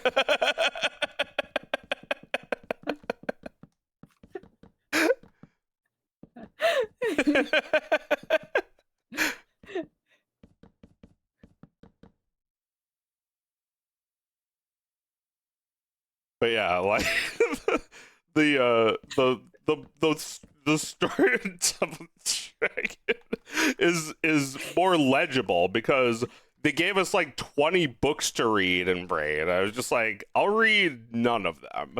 Yeah, how about none? I'll just read 0 because I remember reading these before and I didn't really get anything out of it.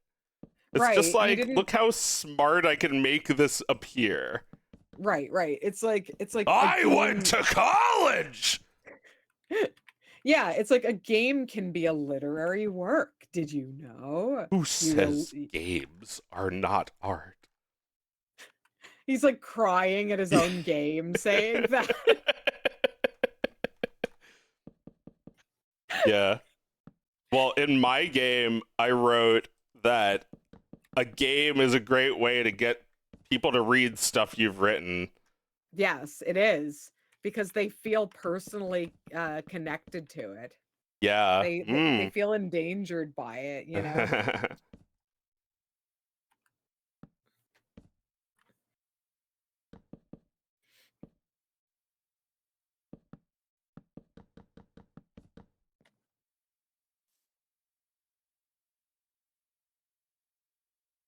But yeah, like, I think that's the reason he can't find success again is because he never found a reason to evolve. It seemed to be working back in the day. Mm-hmm. Like, everybody needs to evolve. You know, John Lennon and Paul McCartney need to evolve. You can't just be the same for 20 years. No, you can't be like, fancy me chances with you. Fancy me chances with you. Fancy me chances with you.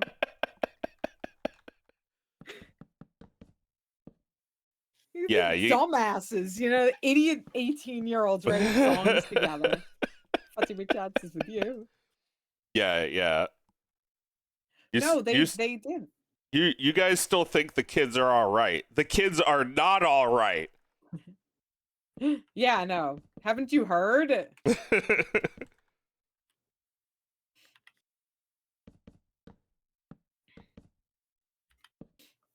Well, yeah. First we had the kids are all right. Then we had the kids are not all right. Now we have the kids are all right was not all right, and the kids are not all right was all right.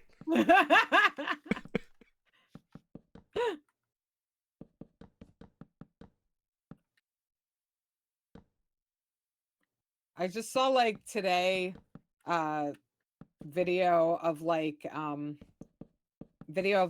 students in Minneapolis walking out of school today protesting ICE and protesting like the city not doing more to like kick them the fuck out. And I read some of the replies to this video and just people like, this gives me some hope that maybe things won't be so bad.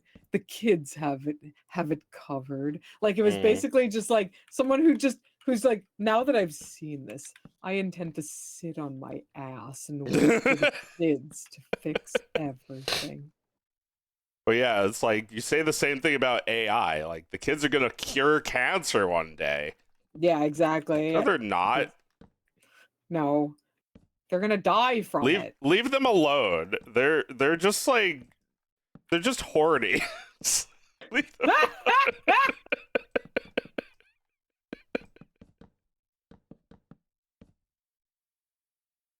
Like, son, you walk into your son's room while he's masturbating. Son, are you curing cancer? Like that's literally all youth culture ever is horny.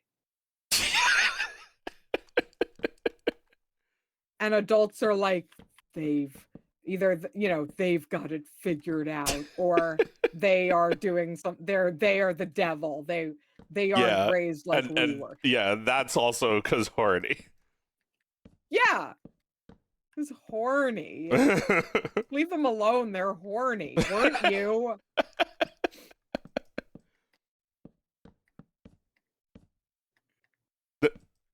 No, like, not me. Like, Gen Z isn't having sex. Yeah, that's because they're horny. Leave them alone.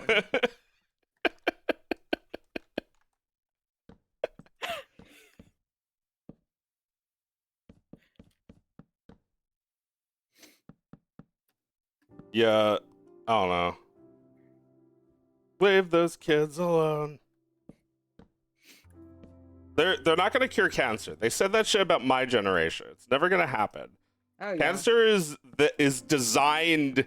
It's part of our design. Okay. Yeah. Stop trying to question God.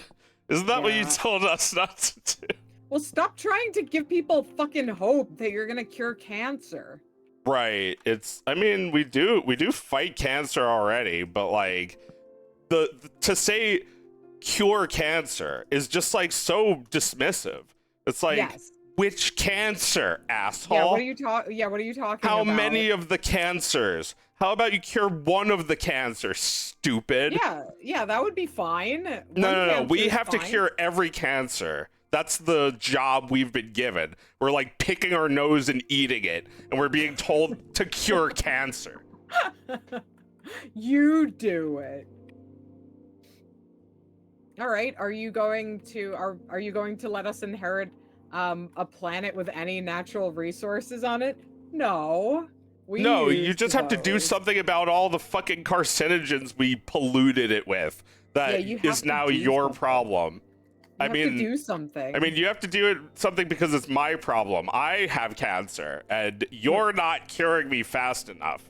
Yeah, hurry up and cure me, and wipe my asshole too. And read Dilbert while you're on the can.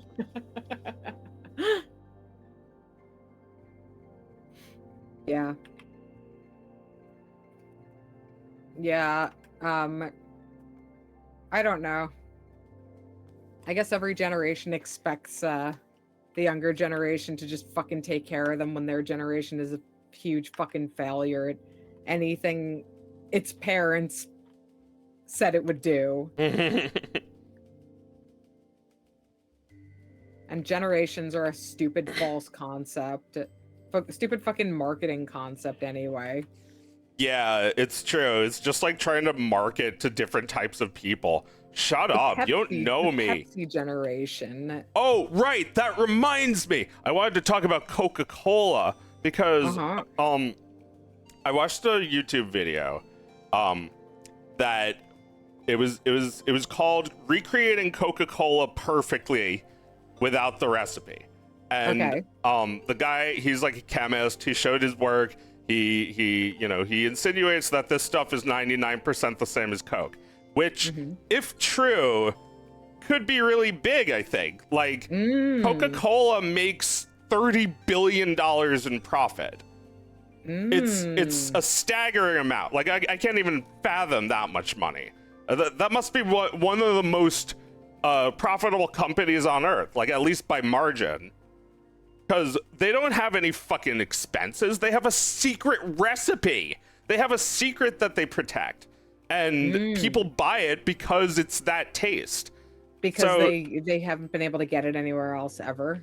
Well, you know, Coca-Cola and Pepsi are not the same. RC Cola is certainly not the same. They all mimic the taste of Coca-Cola, but Coca-Cola has still got, like, I don't know, it's like 75% at least of the market. Yeah. So if we could knock a few of those off, wouldn't that be good for humanity? We'd take away some of their profits. They're making shitty AI generated commercials and making 30 billion in profit. Yeah. It's like, they could spend $1 billion on one commercial and still make $29 billion. Seriously, they're cutting corners. Well, fuck them. Yeah, fuck them to death. They should be poor. Yeah, let them die. Let them die. Let the guy make a perfect copy of their recipe. Well, what I thought was interesting is that they don't have a patent on the recipe, because to do that you have to reveal the secret, and they are not willing to do that. Right. So we found out the secret to Coca-Cola. You know, like the guy wasn't able to get coca leaves, but was able to reproduce chemically what they do with wine tannins. And like he said, he spent a whole year on this project. I believe him. I'll taste the Coke, and you know, I'll be bamboozled if it doesn't taste like Coke, because he has anyone else showed his tried work. it yet? The video came out like 3 days ago, so I don't know if anybody has tried to recreate it, but he showed in the video some people tasting it and saying that it tasted like Coke. Yeah. All right, but it's still his video. We need other opinions. Well, you need to taste it for yourself. That's the only way. If you could verify, that's the only way to verify that it tastes anything like Coca-Cola. Like right. Coca-Cola.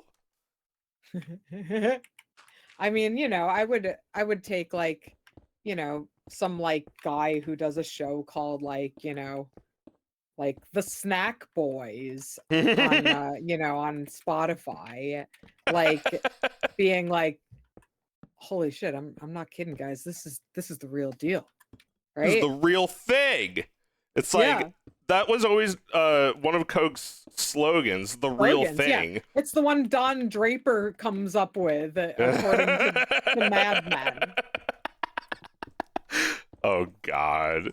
So beautiful. Yeah. That's a genius tactic. But it's also like they're gloating. They're saying you need to buy Coke. You can't buy this knockoff. It's the real thing. It's the real deal. You know, don't kid yourself. Pepsi is not Coke. And you know, I guess I think I used to like Pepsi more, but it's not Coke. It's still not Coke. Yeah, there's something about Coke. I never drink Pepsi, like, on purpose. Is Pepsi okay?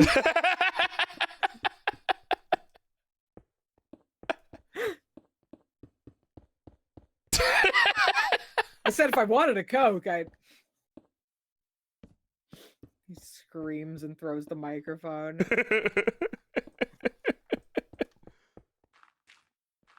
Yeah. You remember that little girl from Polly? There was that commercial for Pepsi. It's like, can I have a Pepsi? It's like, is Coke okay? And then the little girl has the guy's voice. It's like, hey, if I want a Pepsi, whatever. Yeah. If I want a Coke, I would have said so. Yeah, she gets mad about it. Getting mad at the service staff for having a decision they have nothing to do with. Yeah, that just became, like we were taught this attitude, we were taught to be this way about Coke and Pepsi. You have it your way at BK.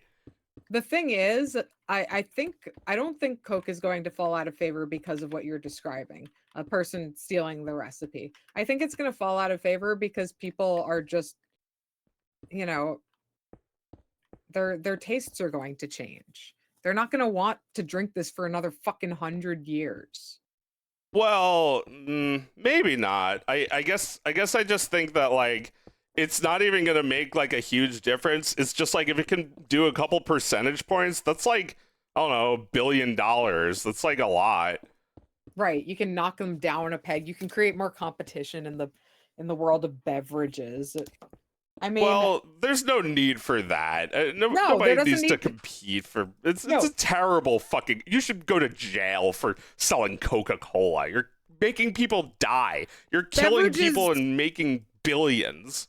Beverages should be extremely close to free with the cost that it takes to make a beverage. Yeah, like water should be free, and beverages should be the cost of, like, whatever the fucking cost of, like, the powder and sugar you put in it is, the juice you put in it, or whatever. Right. Like, it's like 5 cents to recycle the can, and then, like, another 5 cents for what's in it. Yeah. Exactly.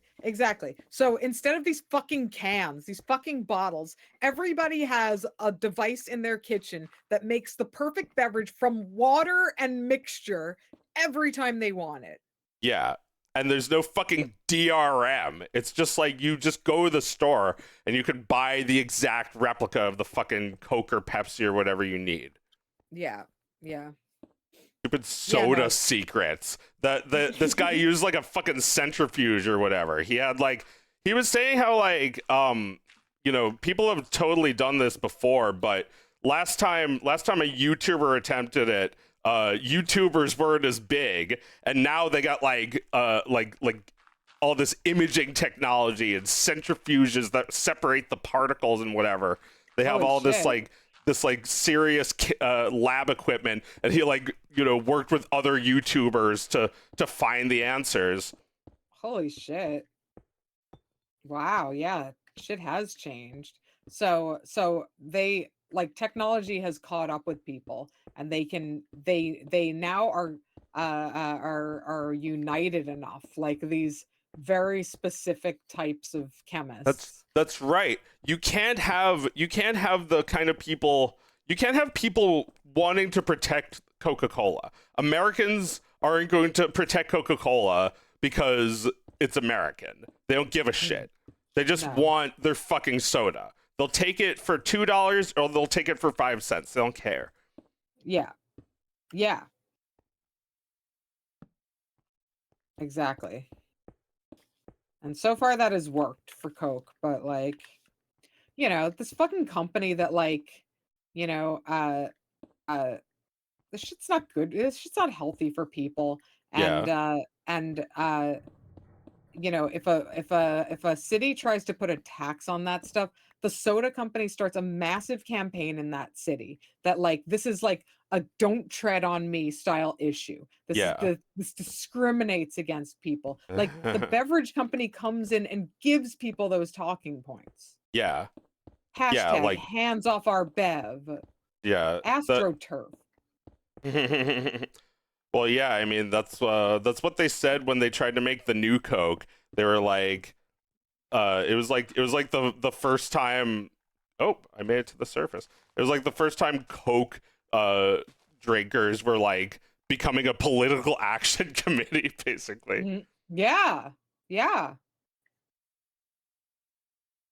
the shit like it should be a public health issue whether you should be able to like just like down that amount of sugar um uh like if it's healthy to down that amount of sugar, you know, like daily. And whether that should be like subsidized by the government. There's Like no you're justification for it. no, it's you're just drinking liquid corn. And like I don't know, this was like, you know, there were I remember it was, you know, it was very lefty to say like, oh well, you know, this discriminates against the poor, like this punishes the poor, Yeah. patronizing of the poor, and like Well, all that yeah, shit I is mean, true, they're addicted, so they're just gonna pay more for it. right? They're just gonna pay more for it, exactly. But like like all that shit is true, that like the poor has to suffer for it, but they're already fucking suffering for it. They're Well, already yeah, drinking the fucking soda. I mean, you know, should be forcibly taken from them. Yeah. Can afford soda. I mean, it's, you know, Like, I don't it's give a just shit like, about soda. That's not a right. Go fuck yourself. no, God. it's like cigarettes are not a right. Like you know that like Philip Morris tried all this fucking Oh, shit yeah, it's all over the just to turn years. us on each other. You know, Yeah. you start fighting with the most addicted people on the planet, you're gonna have a bad time. You're not gonna win. They're Yeah, more because you're addicted not than a you. cigarette. Yeah. Yeah, exactly. The They'd cigarette like you wins. if you were a cigarette. Yeah, the cigarette argues better. The cigarette Yeah. argues, I'm a cigarette. Like, well, I mean, you know, you're talking to them and they're just hearing blah blah blah blah, and you turn into a cigarette while you're talking to them. Yeah, it's like, man, I would pay $2 extra just for you to go away. Yeah. Yeah, I really would like those cigarettes that are behind you. I'm like looking past you for the cigarettes. But you know, like you watch what you say about soda. People throw their soda at you. Yeah, that shit's heavy. Um no, I mean like the years and years. My Dilbert reading years. Like drinking soda and Taking a being big gulp. depressed. Drinking a big gulp and being depressed. Yeah, and wondering why I can't make a successful cartoon even though I can draw better than Scott Adams. Yeah. Yeah, exactly. That's absolutely what I was thinking. Scott Adams is just like there to make you to bum you out, like, you know, happy celebrities. It's all just there to bum you out, make you feel like you're not good enough. Mm. Well, I mean, a happy celebrity would be better than this unhappy celebrity, which is what he was. Well, he seemed like he was, you know, enjoying himself in the 90s. He Mhm. there's like a whole bunch of photos of him with like a guy dressed as Dilbert. Yes, yes, yeah. Yeah, you're right. There was a I whole think lot his of that. cartoon did make him happy, and then it stopped when you know, I guess when mass This cartoon media was when it, canceled. well, no, like before that, like whenever he realized he was irrelevant, like, you know, Mm. web comics. Sure, I'm sure when, you know, whenever Homestuck came out, he was irrelevant. Yeah. Like, people are reading web comics. There are even more people reading web comics now because of Homestuck, I guess. You know, right? Yeah. You Oh, would see totally. people just like moving in droves away from newspapers, and suddenly you're the king of newspapers, but no one's even reading it. You're like embarrassed to be alive. Well, yeah, that's what Steve Purcell, no, the guy who created Pearls Before Swine. He came in at the very end. Like, remember that when that comic hit the scene, Mm, and no. he was like, I got into the NBA and now the stadium is collapsing. Oh yeah, That's totally. that's how unlikely it was. Oh god. Yeah, Yeah. yeah. Got into the Yeah. NBA and the stadiums collapsing. It's like I mean, you get to work on Looney Tunes and you meet Mel Blanc and then you see Cool Cat. Like that is like the fucking Titanic is sinking. You at least holy got to shit. see the grand staircase while it was still a little dry. Yeah, the paint was still wet on it, and then it now it's all wet.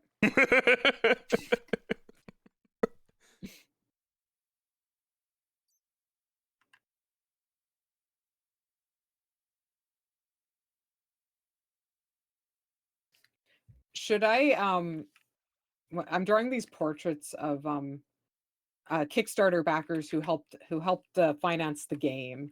I'm drawing their portraits in the game. Should Mara think any of them are hot? She thinks they're all hot for some reason. These people who don't exist yet. Yeah, they exist in the future, and they're right now they're 5.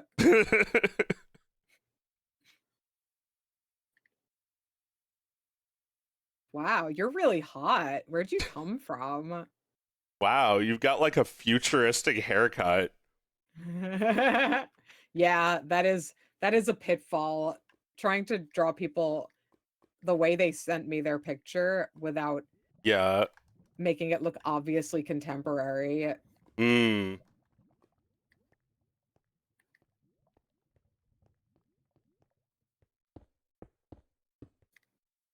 I think I'll live here for the rest of my life.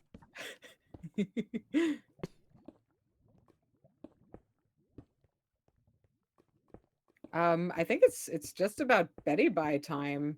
Do we have Yeah. anything else we want to talk about? Let's see. Did we talk about Notch at all? Talk about how he was like the Gamergate guy. Well, yeah, what did he say during Gamergate, do you know? I can't remember too well. I just think it's like in my mind it's very Dilbert flavored. He's just like would go on rambles where it's like he's the only one talking and he's the only one listening and everybody's just like how could you fucking say that? Is you know like he's like just like when people say how can you say that, like they don't even like respond directly to that. They just keep talking. Well, I think that like you didn't even respond to the thing I said. It's not even clear whether you read the thing I said or not. Yeah. Well, They're arrogant. I mean I think he at some point he just should have been ignored because he was really just looking for attention. That's just how they all go. You know, it's like you wish they would shut up because people can't fucking resist. It's an addiction on both sides. From everybody is interested in what he has to say because he has no game to give us. He's never gonna make another game that makes us interested. Like No. I mean, if he did, that would be nice because it would mean that he really cares about making games and not just like making money, which is like, oh, I made my money, now I'm done. Now I'm done making kind of attitude games. that. Yeah. I mean, Which is what it is, I think. Well, like J.K. Rowling didn't stop, but she also like was just like milking Harry Potter, so it kind of doesn't count. Right. She didn't have another project she was passionate about. She wrote some weird books as a pseudonym, as a pseudonym, but they didn't get the attention she wanted, so she revealed that it was her, I guess. Yes. Yes. Isn't that fucking pathetic? That's stupid. Yeah. Yeah, no, that makes me laugh. That makes me laugh. How she was like, wait, it's me. It's me. Now, do you want to read it? What do you think of it now? Yeah? Yeah, exactly. No?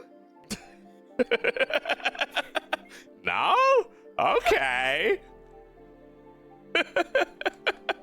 Oh my god, all of our guys in a little collection. J.K. Rowling, Notch, Dilbert guy, Jonathan Blow, Doug TenNapel, all of our guys. You know, oh guys, we keep a little toy box. I really want to please everybody stop turning this into entertainment. You know, this is what they want, is for us to call them stupid, shitty fucking assholes. I don't want that to be the entertainment, because that's so much more boring than what these people could actually create if they thought they could. They definitely don't think they can now. Yeah, absolutely. And maybe it's true and maybe not, but we'll never know. Yeah, because they'll be doing it as a pseudonym until no, it was me. No? Do you think Neil Gaiman is writing under a pseudonym right now? Good Lord, no, I don't think so. I think the only reason he was making books at all was for money, because his name was big enough that he could just milk it like J.K. Rowling. You think so? Well, he doesn't care about writing books now. Not when no one's paying attention to me and paying me. If he made a pseudonym book, it would just be a book. Who wants that? Yeah. It's not $1 billion. Don't you want That's not sex slaves. That's not my fucking pool with the weird, like, dirt rings everywhere. It's not my giant bathtub in the center of a giant room that I beckon you into with me. Yeah, it's just a fucking book. It's like paper. It's like Gideon's Bible. Boring. But Neil Gaiman isn't one of those guys. I guess though, I will say, like, there's a really small difference between the, like, liberal version of this. They're assholes. Yeah. Fucking assholes. They have no integrity. It's just like the only thing they care about is their image, and their image means money. Mm-hmm. Jonathan Blow me. Well, you know, I still don't actually know what he fucking did. No, I don't know either. I just disagree with him complaining about not being able to rest on his laurels. Nobody is able to do that. The Beatles weren't able to do that either. No, they weren't. And they didn't stop after the Beatles either. No, that's true. They kept making music, and some of it nobody cares about. Yeah. Isn't that amazing? Yeah, that's great. That's what every great artist should be. It should be John Lennon just saying stupid shit that everybody was like, what did he just say? And it's like, I don't know, man. I was just being John Lennon. Like, I wasn't saying that with the intention of you recording it and having 100 billion ears listen to it. I just was saying shit. It could have been deleted, or it could have been saved forever. Who cares? Yeah, I was just screaming into the microphone with my wife.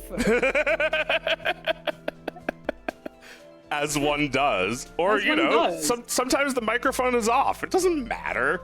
Yeah, it doesn't matter. Yeah. It's true. They're the people who want to be doing this are going to, like, disappear into it. They're not going to disappear into their stupid fucking views. They're going to disappear into the work that needs to be done. Yeah. Seems very obvious to me. Yeah, I mean, there are people who keep it up year after year, decade after decade. They've never gotten successful. They never changed. They just keep doing their job. They never voiced their dumb opinions. They never had a too big moment where their head got too big and they got carried away. There are people out there who just, like, are John Lennon but without the ego. Yeah, exactly. And yeah, sometimes those people never make a cent in their lives, but I don't know. Sometimes they become billionaires and don't change at all when they become billionaires. I don't Once know in a what. blue moon. There's no magic formula for it. I feel like, yeah, No. once a blue moon, I feel like you do have these guys who are just like the same motherfucker. They're the same motherfucker, yeah. Every once in a while, you're right. You know, like I think Notch was too green as a game developer to Yeah. be able to handle that kind of success. I think that's exactly it. That you know, that kind of success needs to happen like 20 years into your Oh man. career. You know, Yeah. 10 to 20 years when you've established, like, when you understand who you are. You have a clear idea of who you are. Yeah. He doesn't know who he is. He just knows what the game is, and Mhm. it's not something that you can reproduce just from a formula or anything. No. No.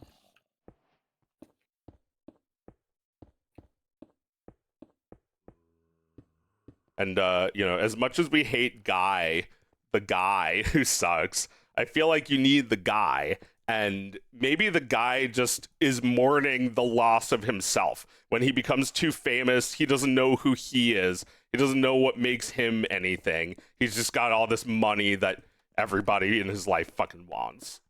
Yeah. I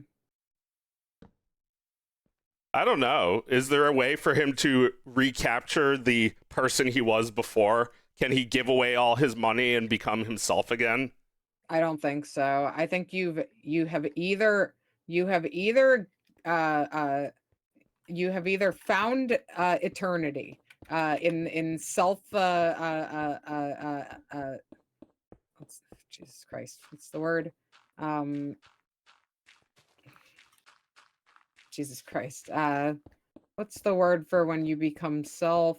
Like self-aggrandizing? No, I'm talking about like actually like taking the time to attain like a greater awareness. Self-actualization? Yes, self-actualization. There is a limited amount of time in which you can do that, and eventually the door closes and it's too late. And you know, I know many people for whom it is too late, and I would classify Scott Adams as being in that boat. I mean, he's dead, so definitely. Yeah, obviously, yes, too late. But I would have a week ago. It was too. already too late. When he was on his deathbed, it was already too late. Right. Yeah, and you know, it would be entirely possible for a more self-actualized person to realize what their regrets are. Yeah. And that was not possible for Scott Adams at all. So sad. The great Scotch Adams, Scotch Eggums. Loved his eggs. He will be missed. Yeah. I guess that's Thingus, unless there's any more guy you can think of, because no, I feel like there's plenty of guy. We've definitely found out that this is just like systemic and epidemic. Yes, there's plenty of guy, but it's not worth getting into all of them because they're all basically the fucking same. Yeah. Fuckus guy. He like struck gold once, and now he's like, why not again? Why not now? Why not me? Like, why not me? You have to self-actualize. You do. That is our takeaway. Is like no amount of success is going to get you there. And some people succeed and get there, and some people fail and get there. You know, it really has nothing to do with your ambitions, although I will say that like a certain amount of ambition can impede your ability to self-actualize. You do need to be, I think so. I think people who are like extremely ambitious are not going to spend as much time trying to get to the core of themselves. Interesting. That's why politicians are completely fucking empty. Yeah.